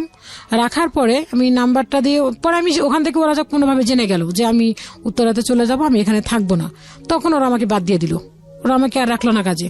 তো এখন আমি উত্তরাতে শিফট করতে গেলে আমার 6 মাস লেট হচ্ছে। তখন আমি কি করব? তখন আমি কি করলাম, আর একটা ইয়েতে ঢুকলাম, ওখানে ছিলাম কাটিং মাস্টার হিসেবে আর কি। আমি কাপড় কেটে দিতাম, ওরা সেলাই করতো। এখন ও আর এক জায়গায় যে ঢুকলাম, ওখানে আমি ঢুকলাম হচ্ছে কারিগরিতে, যে সেলাই করে দিলাম, সেলাই করার উপরে ওরা বেতন আমাকে দিল। তো আমি 6 মাস করতে হবে, তো ওখানে আমি 6 মাস করলাম। করার পর আমি উত্তরাতে শিফট করলাম। করার পর ওই ভাইয়াটাকে আমি ফোন দিলাম যে ভাইয়া আমি তো উত্তরাতে আসছি, এখন আমি কি করব? তো ভাইয়া বললো ঠিক আছে তাহলে আপনি আসেন। তো ওই ভাইয়াটা সিনিয়র ম্যানেজার ছিল। তো ওই আপুটার হচ্ছে নাম বলবো না, খুব নাম করা একটা বুটিক্স, এক নামে সবাই চিনি মোটামুটি। তো ওই আপুটার কাছে নিয়ে গেল, বললো যে আপনি একটা কাজ করবেন, আপনি আমার নাম বলবেন না, আপনি অন্য একজনের নাম বলে দিল, তো ওনার নাম নিয়ে আপনি যান, গেলে আপনাকে কাজ দিয়ে দিবে। তো আমি গেলাম, যাওয়ার পরে ঠিক আমি বললাম, বলার পরে বলো কয়টা মেশিন, তো আমি বললাম 2টা, এরকম বলার পরে তো বলো সবকিছু আছে, মানে হ্যাঁ সব আছে, জাস্ট সেলাইটা। তো উনি আমাকে কিছু প্রাথমিকভাবে কাজ দিল, বলো যে এগুলি নিয়ে করেন, দেন তারপরে আরো কাজ দেওয়া হবে। তো উনি আমাকে কিছু কাজ দিল, দেওয়ার পর উনি যে রেটটা দিল, রেটটা আসলে পোষাচ্ছিল না। তো একটা ভাইয়া আছে, ওনার নাম বললেই না আসলে, উনি টেলারিং সেক্টরেরই, বাট উনি হচ্ছে এমব্রয়ডারি কাজ করতেন, ওনার নাম হচ্ছে জাহাঙ্গীর। তো ওনার কাছে আমি গেলাম যে ভাইয়া এরকম এরকম এই কাজটার প্রফিট, এই কাজটার রেটটা কত পড়তে পারে, যদি আমি কাজটা করাই আমি কত নিব, দেন আমি কত দিয়ে করাবো, আমার কত লাভ হবে। তো উনি আমাকে কিছু একটা সাজেশন দিল যে হ্যাঁ আপনি এরকম ভাবে করেন, এরকম ভাবে করলে আপনার এটা আসবে। তো বলার পরে আমি ওইভাবে করে কাজ করতে লাগলাম। দিলে আমাকে আমি কিছু কাজ দিলাম, দেওয়ার পর আমাকে মোটামুটি দিল আর কি, চলতে লাগলাম টুকটাক চলে আর কি, যে আহামরি যে তা না। দেখা যাচ্ছে আমি 20,000 30,000 টাকার কাজ করতেছি, কিন্তু আমাকে উনি দিচ্ছেন 5,000 টাকা, 6,000 টাকা, 3,000 টাকা, 2,000 টাকা এরকম। তো তখন আমি ওই কাজটা, এতগুলি কাজ আমি তো করতে পারতাম না একা। তো 2টা কারিগর রাখলাম, ওদেরকে দিয়ে কিছু করাতাম, ওরা রাত 9টা পর্যন্ত থাকতো, আমি কাটতাম, সেলাই করতাম, সারা রাত ধরে কাজগুলি করতাম, আয়রন করতাম, প্যাকেট করতাম। দিন আমি ভোর 6টা বাজে ওই কাজগুলি 2 হাত ধরে প্যাকেট একটা নিয়ে আমি আবার সেই ওখানে মালগুলি পৌঁছায় দিতাম। আমি কখনো একটা ভ্যাগ টানতাম না, হয়তো বা ফ্যামিলিটি এরকম ছিল, কিন্তু কখনো হাতে একটা কিছু থাকলে একটা নিজের কাছে লাগতো। তো তখন আমি এই চিন্তাটা করতাম না যে না আমি এই ভ্যাগ টানতেছি, এটা নিয়ে আমার কেউ কিছু বলবে, এটা চিন্তা করতাম না। তখন আমি কি করতাম যে ওই ব্যাগগুলি নিয়ে, 2টা ব্যাগ হাতে নিয়ে আমি যেতাম, বাসে উঠতাম, বাসে উঠে আবার নামতাম, নেমে আমি আবার ওই ব্যাগগুলি নিয়ে আবার ওইখানে দিতাম মালগুলি। দেওয়ার পর এক পর্যায়ে গেল কি, ওখানে মাল দিই ঠিকই, ওনাদের খাতা দেখা যাচ্ছে 40, 50, 60,000 টাকা আমার হয়ে গেছে, কিন্তু উনি আমাকে দিচ্ছে 5,000 টাকা। তো ওই 5,000 টাকা আমি ওই এমব্রয়ডারি কাজওয়ালাকে দিব কি, দেন আমি কর্মচারীটাকে কি দিব? তো দেখা গেল ওই টাকাগুলো নিয়ে এসে আমি ওই কর্মচারীকে বিদায় দিতাম, কারণ ওরা তো আমার কর্মচারী, ওদেরকে তো আমাকে দিতে হবে, আমি কি খাইবে নাকি সেটা তো ওরা দেখবে না, ওদেরকে আগে আমার পেড করতে হবে। দেন এগুলি দিতাম, দিতে দিতে দেখা যায় 500 টাকাও থাকতো, কোনোদিন 200 টাকাও থাকতো, কোনোদিন থাকতোই না। দেন বাসায় এক্সট্রা কিছু কাজ নিতাম, ওই টাকাটা দিয়ে মোটমাট টুকটাক চলতাম। দেন বাসা বাড়া মামাই দিচ্ছেন, দিতে দিতে এক পর্যায়ে এখন মনে হলো যে আর একটু কাজের ইয়েটা বাড়ানো দরকার। দেন আর একটা কর্মচারী নিলাম, নেওয়ার পরে কাজ করলাম। কাজ করতে করতে ঈদের সময় আসলে উনি হিসাবটা করতো। তো ওনাকে আমি প্রায় 12টা ড্রেস, ওই ড্রেসগুলি রেট ছিল 1,000 টাকা করে। তো 12টা ড্রেস দিলাম। 12টা ড্রেস দেওয়ার পরে উনি কি করলো, ওই 12টা ড্রেস ওনার দোষ ছিল কিনা আমি বলবো না, জানি না, সেটা হচ্ছে একটা ম্যানেজার ছিল, ওই ম্যানেজার আমাকে একটা মেমো দেয়নি। তো আমি চাঁদাত হিসাব করতে গেলাম, তো উনি আমাকে 12,000 টাকা কম দিচ্ছেন। আমি বললাম আপু 12,000 টাকা কেন? তোমার এখানে কোনো হিসাব তো নাই 12,000 টাকা, তুমি যে আমাকে দিয়েছো সেটা কই, তোমার ডকুমেন্টস কোথায়? তুমি বললাম আমার কাছে মেমো আছে। কদিন তুমি মেমো নিয়ে এসো। বাসায় এসে করলাম, দেখলাম আমার বাসায় মেমোই নাই কোনো। তা না, এখানে কাগজ কলমে প্রুভ করতে হবে, দেন আমার কাছে কাগজ কলম নাই, সেক্ষেত্রে আমি এটা 12,000 টাকার পেলাম না পাওয়ার পরে আমি এখন উনি আমাকে চাঁদরাতেই করে দিল। দেওয়ার পরে এটা হচ্ছে 2010 সালে।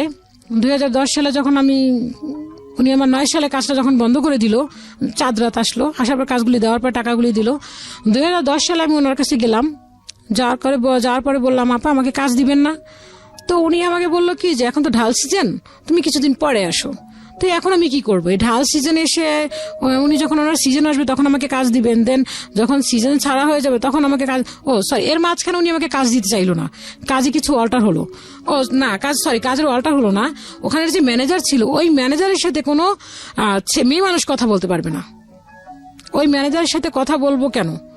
হ্যাঁ, ওই ম্যানেজার সাথে কিভাবে আমার সাথে দেখা হলো, তেন আমাকে কিছু কাজ দিল না। তো আমি ওই ভাইয়াকে বললাম যে ভাইয়া আমাকে তো আপু কোনো কাজ দিল না, আর আমি আজকে যদি আমাকে এই টাকাটা না দেয় তাহলে আমার আজকে 1,000 টাকা যদি আমাকে দেয় তাহলে আমার আজকে বাসায় বাজার চলবে, দেন যদি 1,000 টাকা নাও দেয় তাহলে আমার বাসায় বাজার চলবে না। আমি সকাল 6টায় গেছি, দেন কাজগুলি দিলাম, আমাকে 1 টাকা দিল না, না দিয়ে বের করে দিল। তো আমি রাস্তায় দাঁড়ায় দাঁড়িয়ে একা ওই ওদের আরেকটা কারখানা ছিল, ওইখানে দাঁড়ায় দাঁড়িয়ে দেওয়ালের দিকে তাকায় আমি একা কাঁদতেছি যে আজকে যদি আমি টাকা না নিয়ে যাই তাহলে তো আমি বাজার করতে পারবে না। মাকে তো বলে আসছি যে মা আমি আজকে যাবো, টাকা দিলে দেন আমি বাজার করব। তো আমি রাস্তা দাঁড়ায় কাঁদতেছি, দুপুরে কোনো খাবার নাই। তো ওই যে জাহাঙ্গীর নামে যে লোকটা, ওনাকে আমি ফোন দিলাম যে জাহাঙ্গীর ভাই কি করবো, আমাকে তো টাকা দিচ্ছে না, একটা কাজ করেন আপনি দুপুরে খাইছেন? আমি কি না, তাহলে আসেন আমার কাছে আসেন। তা ওনার বাসায় গেলাম, যাওয়ার পর উনি কি করলো, উনি যে মেসে খাইতো, তো ওনারই এক আত্মীয়, ওখানে লোক খাওয়াতো উনি, তো উনি কি করলো ভাত খান। আমি ভাত খাবো কি, আমার ভাত পেটে যাচ্ছে না। তো উনি আমাকে ভাত দিল, একটা কাকরোল ভাজি, শুধু শুকনা ভাজি, আর একটা পুঁটি মাছ, এটা দিয়ে উনি আমাকে ভাত দিলেন। ওখানে যেটা খাবার ওদের মেনুতে ছিল, তো 1 নলা ভাত মুখে দিছি, কিন্তু মাছটাও ছিল পোড়া, একেবারে করকরা একদম করা। তো 1 নলা ভাত মুখে দেওয়ার পরে ওই যে ভাইয়াটা যে ম্যানেজার, ওনাকে আমি ফোন দিছিলাম, তো উনি ফোনটা রিসিভ করে তখন আমাকে ফোন ব্যাক করলো। তা আমি বললাম যে ভাইয়া এরকমের উনি তো আমাকে কাজ দেয়নি আর আমাকে কোনো টাকাও দেয়নি, আমাকে অন্তত পক্ষে 1,000 টাকাও যদি দিত আপা তাহলে হয়তো আমি অনেক ভালো হতো আমার জন্য। তো উনি কি করলো, ঠিক আছে আপনি আসেন, আসার পরে আপনাকে আসলে দেখি কি করা যায়। তা আমি গেলাম, যাওয়ার পরে উনি বললো যে একটা কাজ করেন, আপনি যান, যাই আপনাকে বলেন, ওখানে যে ম্যানেজার ছিল সেকেন্ড ম্যানেজার, ওকে গিয়ে বলেন যে টাকাটা দেওয়ার জন্য আর কিছু কাজ দেওয়ার জন্য। তো আমি গেলাম, যাওয়ার পরে বললাম কি যে ভাই আমাকে কিছু কাজ দেন, আমাকে এই দাদা পাঠাইছে কাজগুলো দেওয়ার নিতে, আপনি ওনাকে চিনেন কিভাবে? তখন আমাকে উল্টো প্রশ্ন করল। তখন আমি আর কি উনি যেভাবে আমাকে শিখাই দিল, যে আমি রাস্তা দিয়ে যাচ্ছিলাম তখন ওনার সাথে আমার দেখায় এইভাবে। তো আমাকে তখন 1,000 টাকা দিল, আর দেন আমাকে কিছু কাজ দিল, যে কাজগুলি আপনি করে নিয়ে আসেন। তো এগুলি করার পরে দেন এরকম করে দিল, দেওয়ার পরে তো ওই 2010 সালে আমাকে বললো যে আপনার এখন ধান সিজন, এখন কাজ দেওয়া যাবে না, তো আপনি কিছুদিন পরে আসেন। তো আমি তখন ভাবলাম যে এখন তো পুরোই ঢাল সিজন, এখন আমি কি করব, কিছুই তো করার নেই আমার। আর এলাকায় তো আমাকে কেউ 5 টাকা ধার দিবে না, যে তুমি 5 টাকা নাও, 5 টাকার যে ধার যে আমি করব, সেই ধার টাকাটা আমি পরিশোধ করব কিভাবে? আমার তো টাকা থাকতে হবে, টাকা না থাকলে আমি কোত্থেকে দিব? দেন কি করব, তখন আমি ওই যে কাজ করছিলাম ওখান থেকে যে আমাকে 40,000 টাকার মতো আমাকে দিছিল, ওখান থেকে আমার 3,000 টাকা ছিল। তো 3,000 টাকা আমি রেখে দিছিলাম। তো ওই যে বাড়ির যে একটা ওই যে বাড়িটা যে বাসাটা আমরা ভাড়া নিয়েছিলাম, তো ওখানে হচ্ছে একটাই ফ্যামিলি ছিল, আর দেন আমরা গেছিলাম। তো ওই আপুটা আমাকে বললো কি, আপা আপনি তো মোটামুটি ভালো কাজ জানেন, আপনার ড্রেস আপ দেখে তো মনে হচ্ছে আপনি খুব ভালোই করেন, আপনি এখানে কিছু কাপড় তুলে চলবে? তো আমি বললাম যে আপা আমাকে তো ওইখানে যে বাসায় ছিলাম ওই বাড়িওয়ালা আন্টি বললো যে এখানে কাপড় বিক্রি হয় না, এখানে আমরা কাপড় আনছি ড্যাম খেয়ে যায়, বিক্রি হয় না। কয় না আপনি উঠান, চলতে পারে। তো তখন আমার কাছে 3,000 টাকা ছিল। তো ওই 3,000 টাকা আমি নিউ মার্কেটে গেলাম, যাওয়ার পরে নিউ মার্কেটে গিয়ে কি করলাম, যে কাপড় গজ বিক্রি করার পরে যে শেষের যে থাকে 2 গজ 1 গজ 1.5 গজ এই টাইপের যে কাপড়গুলি থাকে, ওখান থেকে আমি কিছু কাপড় নিয়ে আসলাম কিছু কম টাকায়, 25 টাকা করে গজ কাপড় নিয়ে আসলাম। এসে আমি প্রায় মোটমাট ভালোই কিছু কাপড় নিয়ে আসলাম। আসার পর আমি ওখানে ওই কাপড়গুলি 30 থেকে 35 টাকা করে সেল করলাম। দেখলাম খুব ভালো বিক্রি হচ্ছে, আমার খুব ভালো আর কি, প্রতি গজ আমার 10 টাকা 5 টাকা করে থাকছে। দেন তখন আমি ওই টাকাগুলি থাকার পরে আমি ওইখান থেকে আরো কিছু টাকা আমার হওয়ার পরে টাকাটা আমি রেখে দিলাম যে আমি কিছু কাপড় তুলবো। দেন তখন কিছু ওই যে পাতিল নিয়ে আসলাম বাড়িতে, কিছু লোকরা বড় বড় পাতিল, ওই কিছু পাতিল রাখলাম আমি, ওই টাকাটা দিয়ে ছিল করছে। তো ওই আপারা আর কি আমাকে দিল যে রাখেন, তা আমি ওই টাকাটা দিয়ে পাতিল রেখে ফেলছি। তো রাখার পর আমার কাছে এখন আর কোনো টাকা নাই, তো কি করব? তো মামার কাছে বললাম, মামা আমার কাছে না কোনো টাকা নেই এখন। তো মামা বললো এখন কি করবি? তো ওই এলাকায় আমি তখন আর কি ওই হোলসেলের কাজ তো আমার বন্ধই হয়ে গেল। বন্ধ হয়ে যাওয়ার পরে তো মামা বললো কি যে তাহলে এখন কি করবি? আমি টুকটাক অর্ডার নিচ্ছি, তো আমার যে সেলাইয়ের যে মজুরিটা, ওই মজুরিটা আমি কমাই দিলাম, যে আমি যদি কম টাকা নিই তাহলে অবশ্যই আমার কাছে কাস্টমার আগাবে। তো তাই করলাম। তো কিছু কাস্টমার ভালোই আমার জোগাড় হলো। তো মামাকে বললাম, মামা যে ইউনিভার্সিটিতে জব করতো, একটা ভালো ইউনিভার্সিটি নাম করা, তো ওই ইউনিভার্সিটিতে গেলাম। যাওয়ার পরে মামাকে বললাম যে মামা আমি ইউনিভার্সিটির নামটা বলতে পারি তো? ঢাকা ইউনিভার্সিটি মামা আর কি একজন লেকচারার, শিওর। উনি অ্যাসিস্ট্যান্ট প্রফেসর ছিলেন। তো বর্তমানে উনি এখন এখানে নাই, উনি এখন বর্তমানে লন্ডনে আছেন। আচ্ছা, তো ওই মামার কাছে গেলাম, যাওয়ার পর মামা বললো কি তাহলে কি করবি তুই এখন। মামার ক্যাম্পাসে গেলাম, মামা তখন ওইখানে ইয়েতে ছিল। থাকার পরে মামা বললো কি তাহলে তুই, আমি কি মামা তাহলে আমাকে কিছু টাকা ধার দেন। হ্যাঁ তাহলে একটা কাজ করো, তোমাকে আমি কিছু টাকা ধার দেই। মামা তখন আর কি অস্ট্রেলিয়া থেকে আসলো, উনি 2 বছর পিএইচডি করে আসলো। তখন মামা আমাকে 7,000 টাকা দিল, যে তুমি আমাকে 7,000 টাকা আমি তোমাকে দিলাম, দেন তোমার 7,000 টাকা ব্যাক করতে হবে। আমি ঠিক আছে মামা, আমি 7,000 টাকা ব্যাক করবো। তো 7,000 টাকা নিয়ে গেলাম, দেন মামা আমার সাথে গেল। দেন আমি তখন কিছু কাপড় 3 পিস তুললাম আর কিছু গজ কাপড় তুললাম। সেটার গজ হচ্ছে 400 টাকা করে গজ। তো 400 টাকা করে গজ মানে আমি কিনলাম হচ্ছে ধরেন তখন আমি পুরো গজে আমি প্রত্যেকটা গজে 50 টাকা, 60 টাকা, 70 টাকা, 80 টাকা করেও আমি প্রফিট পাচ্ছি। ওকে। হ্যাঁ, যে 400 টাকা গজ, ওটা মার্কেটে সাধারণত চলতেছে 600-700 টাকা করে গজ, কিন্তু আমি ছাড়তেছি 500-400 এরকম করে। আমি মার্কেটের থেকে কম রেটে যাচ্ছে ছাড়তেছি, দেন আমার খুব ভালো বিক্রি হচ্ছে। তো বিক্রি হতে হতে আমি কিছু ড্রেস কিনলাম, 3 পিস উঠালাম বাসায় ভালোই আর কি বিক্রি করতে শুরু করলাম, ভালোই প্রফিট আসতেছে। দেন মামা বাসা ভাড়ায় দিয়ে যাচ্ছেন। তখন আমাদের বাসা ভাড়াটা ভাড়া দাঁড়ালো হচ্ছে 4,500 টাকা। তো 4,500 টাকা মামা দিল। দেন তখন দেখলাম যে আমার ইনকামটা ভালোই হচ্ছে, আমার এখন আর কোনো কষ্ট হচ্ছে না। তখন মামাকে বললাম যে মামা আপনি তো এতদিন যাবত আমাকে দিয়েছেন, আব্বা তো সেই 2005 সালে চলে গেল, 5 সাল থেকে আপনি এখন দিচ্ছেন, তো এখন 2010 সাল, এখন আমি দেই। তো মামা বলল যে তুই দিবি। আমি হ্যাঁ মামা আমি দে, যখন আমি না পারবো তখন আপনি দিয়েন। তো মা বললো ঠিক আছে দাও, তুমি যদি দিতে চাও তাহলে দিতে পারো, সমস্যা নাই। তো মামা, তো আমি এই ঘর ভাড়া দেওয়া শুরু করলাম। দেন আমি ভালোই তখন আর কি ইনকামটা বেড়ে গেল। তো বাড়তে বাড়তে আমি বাসায় ভালোই, আমি সারাদিন দেখা যাচ্ছে যে সকাল থেকে শুরু করতাম, ডেলি 6 থেকে 7টা করে ড্রেস সেলাই করতাম, আবার ওগুলি কমপ্লিট করে আবার কাস্টমারকে ডেলিভারি দিতাম। ভালোই আর কি, মোটামুটি এখন আমি খুব ভালো আছি, যে আমারও কিছু টাকা প্রফিটও হলো। তখন আস্তে আস্তে কিছু টাকা প্রফিট করলাম, করার পরে দেন বাসা শিফট করলাম। তখন আর কি এই বাসা ভাড়াটা আর কি আস্তে আস্তে বেড়ে গেল। দেন 4.5 থেকে 8.5 হলো। এখন 8.5 করতে করতে এখন আর কি আমার জন্য বিয়ের জন্য তারা উঠে পড়ে লাগলো যে তোমাকে এখন বিয়ে করতে হবে। 2008-এর দিকে না 9-এর দিকে এরকম মামা আর কি, তখন ওখান থেকে মামা যখন অস্ট্রেলিয়া ছিল তখন আমাকে বললো বিয়ের কথা। তখন আমি বললাম যে মামা আসবে যখন তখন আমি বিয়ে করবো, দেন আমি এর আগে বিয়ে করবো না। মামা এরকম একটা আমি দিলাম, কিন্তু আমার যে কোনো রিলেশন করা বা কোনো কারোর সাথে কোনো সম্পর্ক করা, এই চিন্তাটা কখনো আমার মাথায় আসতো না। যে ভাবতাম যে না আমি এগুলি কখন করব। আর ওই যে ছোটবেলার একটা কথা ছিল যে তোমরা এমন কোনো কিছু করো না যাতে কেউ কোনো খারাপ কিছু বলে, ওইটাই মাথার ভিতরে সবসময় কাজ করতো। তো এই কথা বলার পরে আমি বললাম যে মামাকে বললাম, পরে মামা আসলো, আসার পরে মামা একদিন বাইরে বসে বললো কি যে বড় খালাকে বললো যে ওর জন্য একটা ছেলে দেখেন। তো মামাকে তখন বললাম যে মামা আমার জন্য, তখন আর কি মামাকে বললাম যে আমি, আর মামার সাথে খুবই ফ্রিলি, আমার থেকে কেউ বাসার ভিতরে এতটা ফ্রিলি কেউ না। তো মামাকে বললাম যে মামা আমার জন্য ছেলে দেখতে হলে ড্রাইভার হতে পারবে না, তারপর হুজুর হতে পারবে না, পুলিশ হতে পারবে না, দেন এই জিনিসগুলি হতে পারবে না। তো মামা বলল যে কেন এগুলি কি তোমার জন্য কি রাজপুত্র কেউ তোমার জন্য অপেক্ষা করছে নাকি? তাহলে তুমি যে এই জিনিসগুলি অপশন দিচ্ছ, দেন সিগারেট খেতে পারবে না, তোমার জন্য কি রাজপুত্র অপেক্ষা করে আছে নাকি? তো এই কথা বলার পর আমার খুব কষ্ট লাগলো। আমি উঠে ঘরে চলে গেলাম। ঘরে চলে যাওয়ার পরে মা বললো কি বাবা দেখ তুই তো পড়াশোনাটাও করতে পারিসনি ভালো করে, তোর জন্য হয়তো বা চেষ্টা তো করবো তোর জন্য ভালো কিছু করার জন্য, দেন কতটুকু পারবো জানি না, বাট এত অপশন দিলে তোর হচ্ছে না। তো মামা আমাকে খুব বোঝালো, ঠিকঠাক হয়ে গেল। দেন 2010 সাল থেকে এই প্রপোজাল দেখা শুরু করলো। তো দেখা তখন খুব ভালো প্রপোজাল আসলো, কিন্তু কোনো না কোনো ক্লু দিয়ে আর কি জায়গা জিনিসটা এদিক হলো না, একটা প্রপোজাল আসতো এরকম, এখন এমন প্রপোজাল আসতো খুব হাই লেভেল। তখন মামা চিন্তা করলো ওর তো বাবা নেই, যেহেতু আমি থাকবো না, তখন মামার চিন্তা ধরো মামা বাইরে শিফট করবেন, বাইরে ওখানে সেটেল হয়ে যাবে, তো এখানে তো আমি থাকবো না। সেক্ষেত্রে যে ও যদি কোনো সমস্যা হয় দেন কি করবে?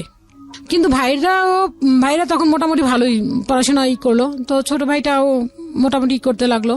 তো মেজো ভাইটা আমার ইমিডিয়েটলি যে ছোট, ও পড়াশোনাটা বন্ধ করে দিল। ও বললো যে না আমি আর পড়বো না, ইন্টারমিডিয়েট কমপ্লিট করছে, করার পরে বললো যে আমি পড়বো না। দেন ও কি মনে করে দেন তারপর আবার পড়াশোনা শুরু করছে জানি না, তো আবার ইঞ্জিনিয়ারিং কমপ্লিট করেছে। তো এরকম করতে করতে পরে আমাকে বললো যে ঠিক আছে তুমি যেহেতু, আমি তখন আর কি অপশন দিলাম যে আমি এখন বিয়ে করবো না, মামা আসলে বিয়ে করবো। তো কিন্তু আমি যে কারোর সাথে যে রিলেশন করাটা এই সময়টুকু আমার ভিতরে ছিল না, কারণ আমি কাজ দেখা যায় কাজ করতাম সারাদিন, কাজ করে দেখা গেল যে ওই টিভি দেখতাম, টিভি না দেখলে কাজ করতাম, এই আমার অপশন ছিল।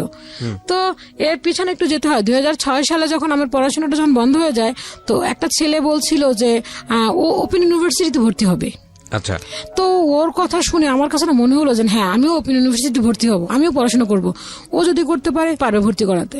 তো ওই টিচারকে ফোন দিলাম, ফোন দেওয়ার পর নিয়ে আসলো, সত্যি সত্যি উনি আমাকে ওপেনে ভর্তি করে দিল। দেওয়ার পরে তো ওই টিচারটা বললো কি, ওনার বাসা যেখানে ছিল আমার বাসার ওদের সেখানেই ছিল। তো যে মামাটা আমার সাথে গেছে, তো উনি আমাকে বললো কি, বললো তোমার মামা চলে যাক, তুমি আমার সাথে চলো। আর স্যারটা দেখতে এরকম একটা ছিল, একটা ভয়ানক টাইপের চেহারা ছিল, যেমনি কালো তেমনি মোটা, অনেক লম্বা চূড়া, দেখে মনে হচ্ছিল যে না, যে কেমন যেন দেখতে, খুব একটা ভয়ানক ব্যাপার ছিল। তো আমার কাছে খুব ইয়ে লাগলো, ওয়ার্ড লাগলো জিনিস। আমি বললাম যে না, আর উনি আমার হাত ধরেই বললো চলো তুমি আমার সাথে। তা আমি বললাম যে না, আমি যাবো না, আমি এখানে কাজ আসছে। তখন আমি মিথ্যা বললাম। দেন উনি যে আমার হাত ধরছিল, ওর পর থেকে আর আমি যাই না, আমার এখানে পড়াশোনা করছি না। তো দেন পরে বিয়ের কথা আসলো, আসার পরে আমি বললাম যে না, আমি বিয়ে করবো না, মামা আসুক, মামা আসলে দেন বিয়ে করবো। তো বিভিন্ন প্রপোজাল দেখছে, দেখার পরে তো এক একটা বিভিন্ন রকমের একটা অজুহাত আসতেছে যে না, এই ছেলে এরকম, ওই ছেলে এরকম। কিন্তু আমার কথা হচ্ছে মামা আসবে, দেন তারপরে আমি বিয়ে করবো। কিন্তু আমার তো কোনো কারোর সাথে রিলেশন নাই, কিন্তু সবাই আমাকে বলে নিশ্চয়ই এই মেয়ের কারোর সাথে রিলেশন আছে, দেন নয়তো আগে বিয়ে হয়েছে, বিয়ে হওয়ার পরে দেন সম্পর্ক ভেঙে গেছে, এই জন্য এখন এই কথা বলছে। দেন আমি কোনোদিন কারোর সাথে রিলেশনই করিনি। হ্যাঁ, একটা ভাইয়াকে আমার খুব পছন্দ হয়েছিল, কিন্তু সেটা হচ্ছে ওই ভাইয়াটা আমাকে যথেষ্ট পরিমাণ পছন্দ করতো, কিন্তু ওনার স্ট্যাটাস দেন আমার স্ট্যাটাস অনেক উপরে। উনি একজন এডুকেশন লোক, যে পড়াশোনার ক্ষেত্রে ওনার সবকিছু হাই, এবং দেন ওনার স্ট্যাটাসও হাই, সেক্ষেত্রে আমি কিছুই না, আমি একদম শূন্য পর্যায়ে। দেন তারপর উনি কিছু কথা শুনে আমার খুব বিশ্বাস করে উনি আমাকে পছন্দ করেছে। দেন ওনার মাকে গিয়ে বললো, ওনার মা বলার পরে ফার্স্টে ওনার অপশন হচ্ছে বরিশালের মেয়ে বিয়ে করানো যাবে না। দেন তারপর অপশন দিলে কি, ও তো পড়াশোনা না, মিনিমাম তো ডিগ্রি কমপ্লিট থাকতে হবে, তাহলে হবে। তারপর ওই ভাইয়াটা বললো, অনেক চেষ্টা করেছে, ওই ভাইয়াটা বললো যে মা তুমি একটা কাজ করো, তুমি ওর ছবিটা দেখো, পড়াশোনা তো নাহলে আমাদের যে সম্পত্তি যা আছে, আমাদের তো অটুট সম্পত্তি, ওনাদের এতটাই সম্পত্তি যে অফুরন্ত, আমি নিজে দেখেছি ওনাদের অফুরন্ত সম্পত্তি। তো বলে যে আমাদের যে এত কিছু, আমি তো একাই, এখানে তার কেউ নাই, তাহলে তো ওদের পড়াশোনা তোকে করানো যাবে, সেটা কোনো ব্যাপার না, তুমি একটু ছবি দেখো। না, ছবি দেখা যাবে না, দেন হচ্ছে বরিশালের মেয়েরা ভালো হয় না। তো এটা গেল, ওটা চলে গেল। তো আমি আর ওনার সাথে আমার ভালো লাগতো, ওনাকে আমার অনেক ভালো লাগতো, ওনাকে এরকম ভালো লাগতো। যদি উনি আমাকে একদিন বৃষ্টিতে ভিজছি, উনি আমাকে বলছে যে ভাইয়া যাও তুমি চুলটা ধুয়ে আসো। আমি ওই রাত্রে ঘুম থেকে উঠে চুল ধুয়ে আসছি। আমার বলে কি হয়েছে, পাগল হয়ে গেছে মনে হয়, দেখ এতটা ওনার প্রতি আমি দুর্বল হয়ে গেছিলাম। দেন উনিও অনেক দুর্বল হয়েছিল আমার প্রতি। তো যেন পরে আমি বললাম যেহেতু মা চাচ্ছে না যেখানে, সেখানে কখনো সুখী হওয়া পসিবল না। তো যাই হোক, এটা চলে গেল, ভাইটা বিয়ে করলেন। তো আমি কারোর সাথে রিলেশনে যেতাম না, কারণ রিলেশনে যাওয়া মানে হচ্ছে, কেন রিলেশনে যেতাম না, যে বড় আপু রিলেশন করেনি, সেটা হচ্ছে বড় আপুকে দুলাভাই পছন্দ করে বিয়ে করেছে আপুকে। দেন এভাবে বিয়ে করেছে যে আপু আমার মামার পা ধরে নিচ্ছে, সেখানে বড় আপুকে যে পরিমাণ টর্চার করছে, সেক্ষেত্রে তো আমি রিলেশন তো কখনোই করবো না। তো আমি আমার ফ্যামিলি থেকে কিছু শেখার কারণে আমি যে কথাগুলি বলতাম, মানুষের এই কথার উপর ভিত্তি করে বলতো কি যে না, এই মেয়ে রিলেশন করছে, সম্পর্ক করে সে ছ্যাঁকা খায়, এই জন্য এরকম অবস্থা করতেছে, এই জন্য দেন সে এরকম করতেছে। তো আমি আসলে এটা কখনোই চিন্তাও করিনি যে আমি রিলেশনে যাব। আমার সবসময় অপশন ছিল যে আমি রিলেশন করে বিয়ে করবো না, আমি সেটেল ম্যারেজ করবো, কারণ হচ্ছে সবাইকে নিয়ে করব। কেউ যেন আমাকে বলতে না পারে যে না, ও অমুকে দেখছি প্রেম করে বিয়ে করছে, প্রেম করে বিয়ে করে এই অবস্থা হয়েছে, এটা যেন কেউ বলতে না পারে। আর যে ডিভোর্স নামের যে শব্দটা, এই জিনিসটা আমার মাথার মধ্যে সবসময় কাজ করে। তো এরকম ভাবে পর্যায়ে চলে গেল। চলে যাওয়ার পর এখন প্রপোজাল আসার পরে বলে কি যে প্রাথমিকভাবে হচ্ছে যে তুমি মেয়ের বাবা আছে, বাবা কি করেন? তো যখনই বলে যে বাবা নাই, মা হয়তো বা বলে যে বাবা আছে, খোঁজ খবর নিচ্ছে না বা বিয়ে করছে এই সেই, তখনই না কেমন একটা মোড় ঘুরে যায়। যখনই আবার বলে যে না ঠিক আছে বাবা নাই, সমস্যা নাই, কিন্তু বাড়ি এখানে কি জমি টমি আছে নাকি, যে এলাকাতে আমরা থাকি যে এখানে জমি টমি আছে, যখন বলে যে না জমিও নাই, তখন বলে কি যে না কোনো কিছু কি, কোনো ছেলেকে কোনো অপশন কি দেওয়া যাবে কিনা এই সেই। তো এরকম করতে করতে পরে মামা একটা প্রপোজাল নিয়ে আসলো, সেটা হচ্ছে আমাদের গ্রামেরই একটা ছেলে, আমাদের এখানকার পড়তো। তো ছেলেটা মাস্টার্স কমপ্লিট করা ছিল।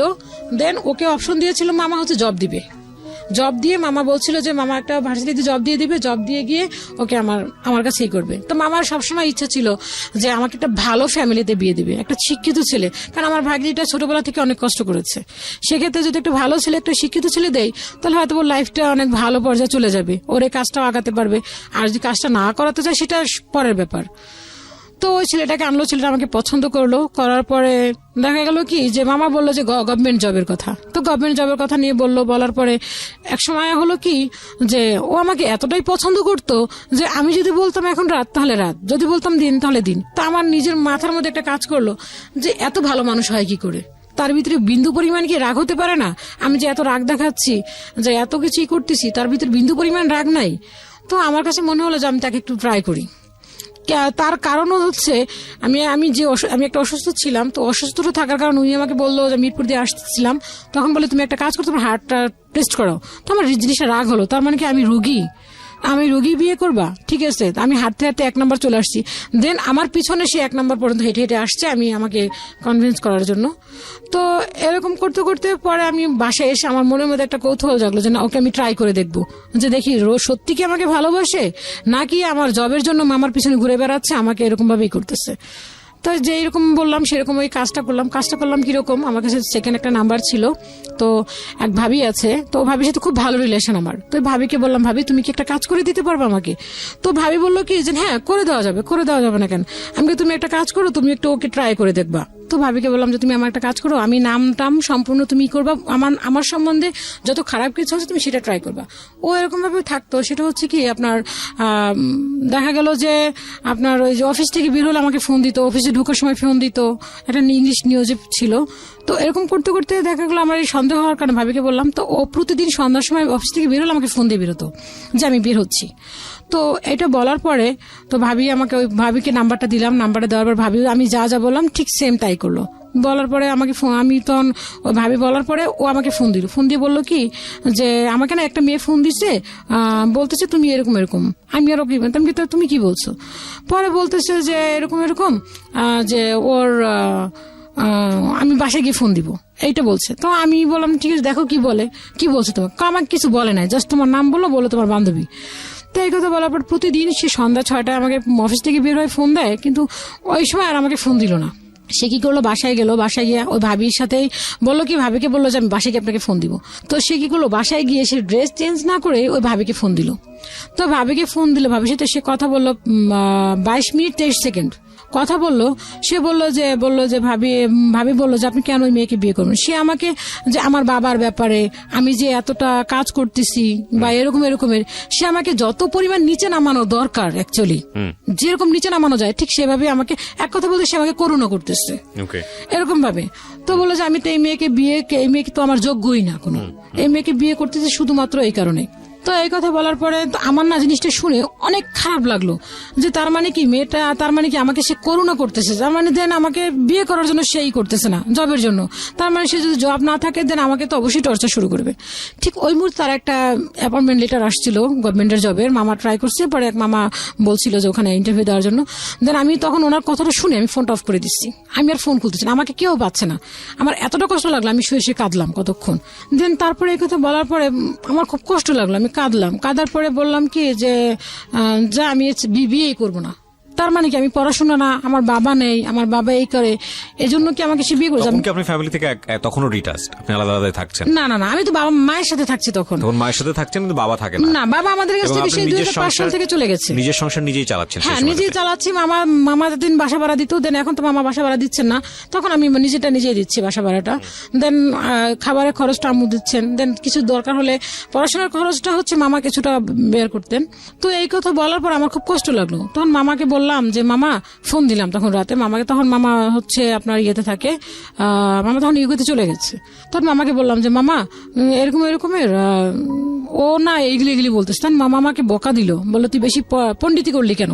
আমি বললাম মামা আমি বিয়ে করবো না জীবনে, কারণ যে আমাকে পছন্দ করে না, আপনার জবের পছন্দ করছে, সে আমাকে সারা জীবন ভাবেই তো এইভাবে খোটা দিবে। হয়তো তার ফ্যামিলি ভালো, ঠিক আছে, আমি তাকে বিয়ে করবো না কোনোদিন। তো এই কথা বলার পর মামা বললো তোমার যেটা ইচ্ছা, তোমরা যেটা ভালো মনে করো। তখন মামা রাগ করে বলো তোমাদের যেটা ইচ্ছা, আমি তোমাদের কাছে নাই। আমি তোমাদের সাথে নেই। তো মামা এই কথা বলার পরে দেন আর ওনার সাথে আর হলো না। দেন এই পর্যন্ত চলে গেল। চলে যাওয়ার পরে আমার যেন প্রপোজাল আসার পরে একটাই প্রবলেম, যে বাবা থাকতে হবে। দেন বরিশালের মেয়ে কেন? মেন প্রবলেম হচ্ছে বরিশাল তার মানে কি বরিশাল দেখে এজন্য তো আমার হবে না। আমরা তো বলে কি মেয়ের আগে বিয়ে হয়েছে, নাহলে কেন কোনো মেয়ে কি একটা 29 বছর বা 28 বছর একটা মেয়ে কি একা কখনো থাকে নাকি? নিশ্চয়ই দেখেন আগে কতটা রিলেশন করছে, দেন তারপরে সে এই কাজে আসছে। তো এরকম করতে করতে মনে হলো যে না, এখন আর আসলে দেখা যায় প্রপোজাল আসে, তখন আমি মনে করলাম যে না, এখন আমি আসলে ঘরে বসে থাকবো না। আমার তখন ইচ্ছা হলো যে না, আমি কিছু একটা করবো। তখন ঘরে বসে আমি মেশিনটা আরো একটা বাড়ালাম, কর্মচারী নিলাম। আমি একটা মেয়েকে, যে এখন আমার সাথে যে আসছে ও হচ্ছে, ওকে আমি নিজে ফ্রিলি কাজ শিখালাম। তো আমি অনেকজনকে কাজ শিখাইছি। কাজ শিখানে দেন পরে এখন মনে হলো কি যে না, আমি বিয়ে করবো। তো আম্মু এর মাঝখানে হচ্ছে তার চিন্তা হচ্ছে যে বিয়ে করবো না কেন, কারণ কি তোমার, তুমি বিয়ে করবো না কেন? মা আমার সবসময় আমাকে একই কথা বলে, বিয়ে করতে হবে। তো আমাকে বিয়ে করতে গেলে তোমার তো আমি যে বলবে যে বাবা নাই, দ্বিতীয় কথা হচ্ছে আমার বাড়ি আছে, তুমি কি যৌতুক দিতে পারবে আমাকে 5 লাখ টাকা? মানুষ তো শুনে যে মামা লন্ডনে থাকে, যে মামার কাছে মনে হয় যে হয়তো বা লন্ডন নিয়ে যেতে পারবে, আর নয়তো বা মামা শ্বশুর হয়তো বা ইয়েতে থাকে, লন্ডন থেকে 5 লাখ টাকা দিতে পারবে। নয়তো বা মেয়ে যে কাজ করছে এতদিন যাবত, যে কাজগুলি করছে, সে কি শুধু খাইছি, তার টাকা পয়সা মোটেও জমানো নাই। কিন্তু ভাইয়া একটা কথা বলতে গেলে কি, আমি যে ইনকাম করছি সবটুকু আমি নিজের খরচে লাগছে। কারণ আমার বাসা ভাড়া দিতে হচ্ছে প্রতি মাসে। আমি ইনকাম বা যতটুকু করতাম ঘরে বসে, বাসা ভাড়া দিতাম, টুকটাক নিজের খরচ চলতাম, সবকিছু করতাম। তো এরকম করতে করতে পরে মামা যখন এই কথা বলো, তো দেন 2012 সালে মামা বিয়ে করলো। বিয়ে করার পরে তো মামা এর মাঝখানে আমাকে বারবার বলতো যে তুই পড়াশোনাটা শুরু কর। তো আমার একটা লজ্জাবোধ কাজ করতো যে আমার ভাইরা এখন মোটামুটি পড়াশোনা করতেছে, ওরা ভার্সিটিতে পড়ে, আমি এখন পড়াশোনা করবো, ওর ফ্রেন্ড সার্কেল বা কি বলবে, এরকম একটা লজ্জা কাজ করতো আমার কাছে। তো আমি না পড়তে চাইতাম না, যে না থাক, এখন আর পরে কি করবো, এখন তো কাজই করতেছে, আর পরে কি করবো। তো 2012 সালে আমার মামি হচ্ছে সে ঢাকা ইউনিভার্সিটি থেকে পড়াশোনা করছে। সে বললো কি, তো বললো যে তুমি এই কথা কেন বলতেছো, তোমার লজ্জা পাচ্ছে?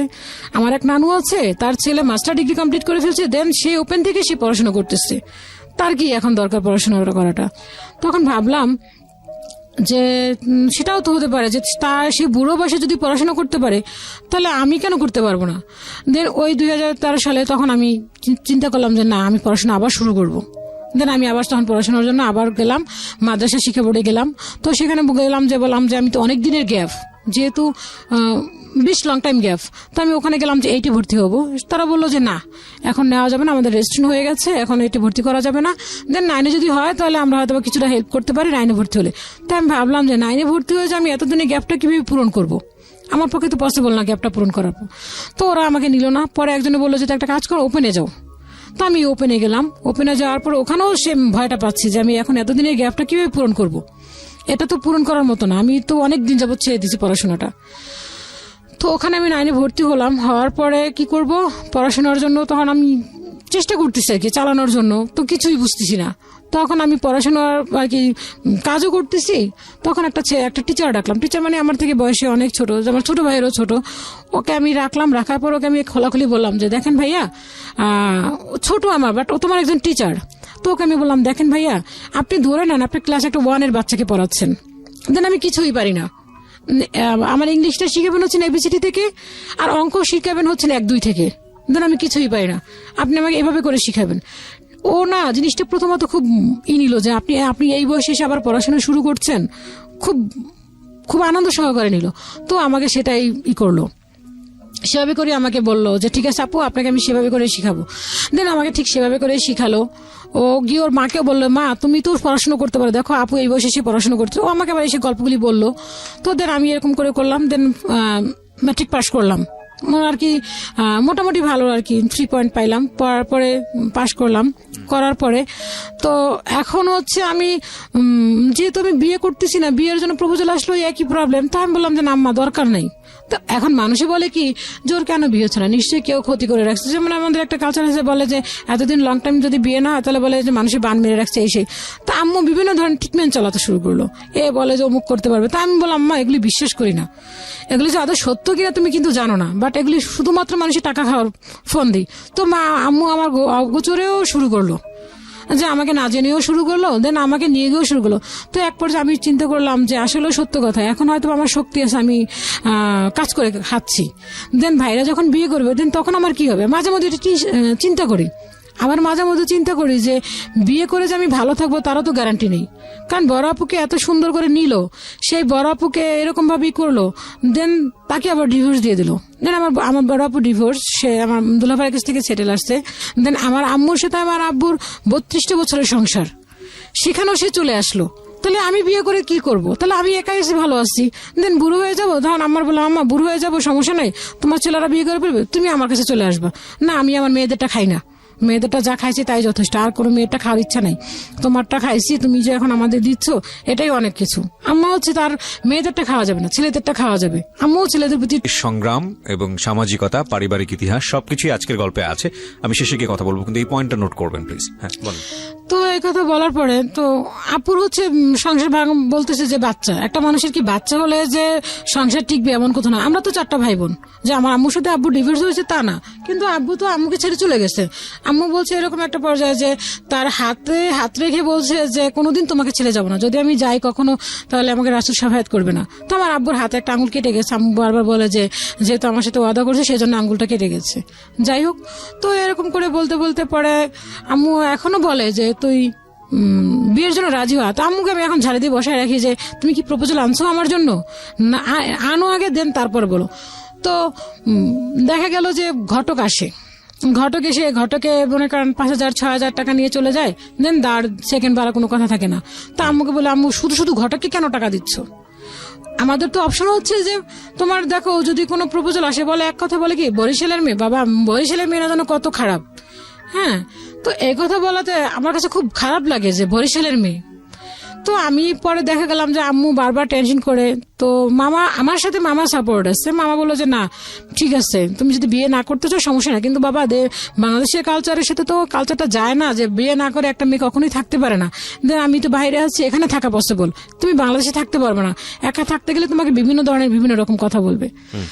তো বাসায় থাকলাম, তো আমার এখানে এলাকায় একটা দোকান খালি হলো আমার বাসার পাশেই। তো ভাবলাম কি যে দোকানটা নেই, দোকানটা নিলে হয়তো বা আমার দোকানে থাকবো, কাজ করবো, দেন ওইটা নিয়ে আমি কিছু একটা করব। তো দোকানটা নিতে গেলাম, তো মা সাপোর্ট দিচ্ছে না, মানুষে খারাপ বলবে, বিয়ে হয় না, দেন এখন দোকান নিয়ে বসছে, কেউই আমাকে সাপোর্ট দিচ্ছে না। শুধু মামাই সাপোর্ট দিল যে বাবা তুমি এইটা বলো না, দোকান নিলে যে তুমি খারাপ তা তো না, তুমি দোকান নাও, আমি তোমার সাথে আছি। তো মামা বললো ঠিক আছে তুমি দোকান নাও। তো আমি দোকানটা নিলাম। তো এখন দেখলাম কি যে এক একজন এক রকম মন্তব্য করে যে দোকান বিয়ে হচ্ছে না তাই এখন দোকান নিয়ে আসছে। আমার এলাকাটা এরকম যে কিছু লোক হচ্ছে এখন তাদের সম্পত্তির ওখানে দামটা বেড়ে যাওয়ার কারণে তারা এখন হচ্ছে কি কিছু দোকানের সামনে আড্ডা বসে ওই গবেষণা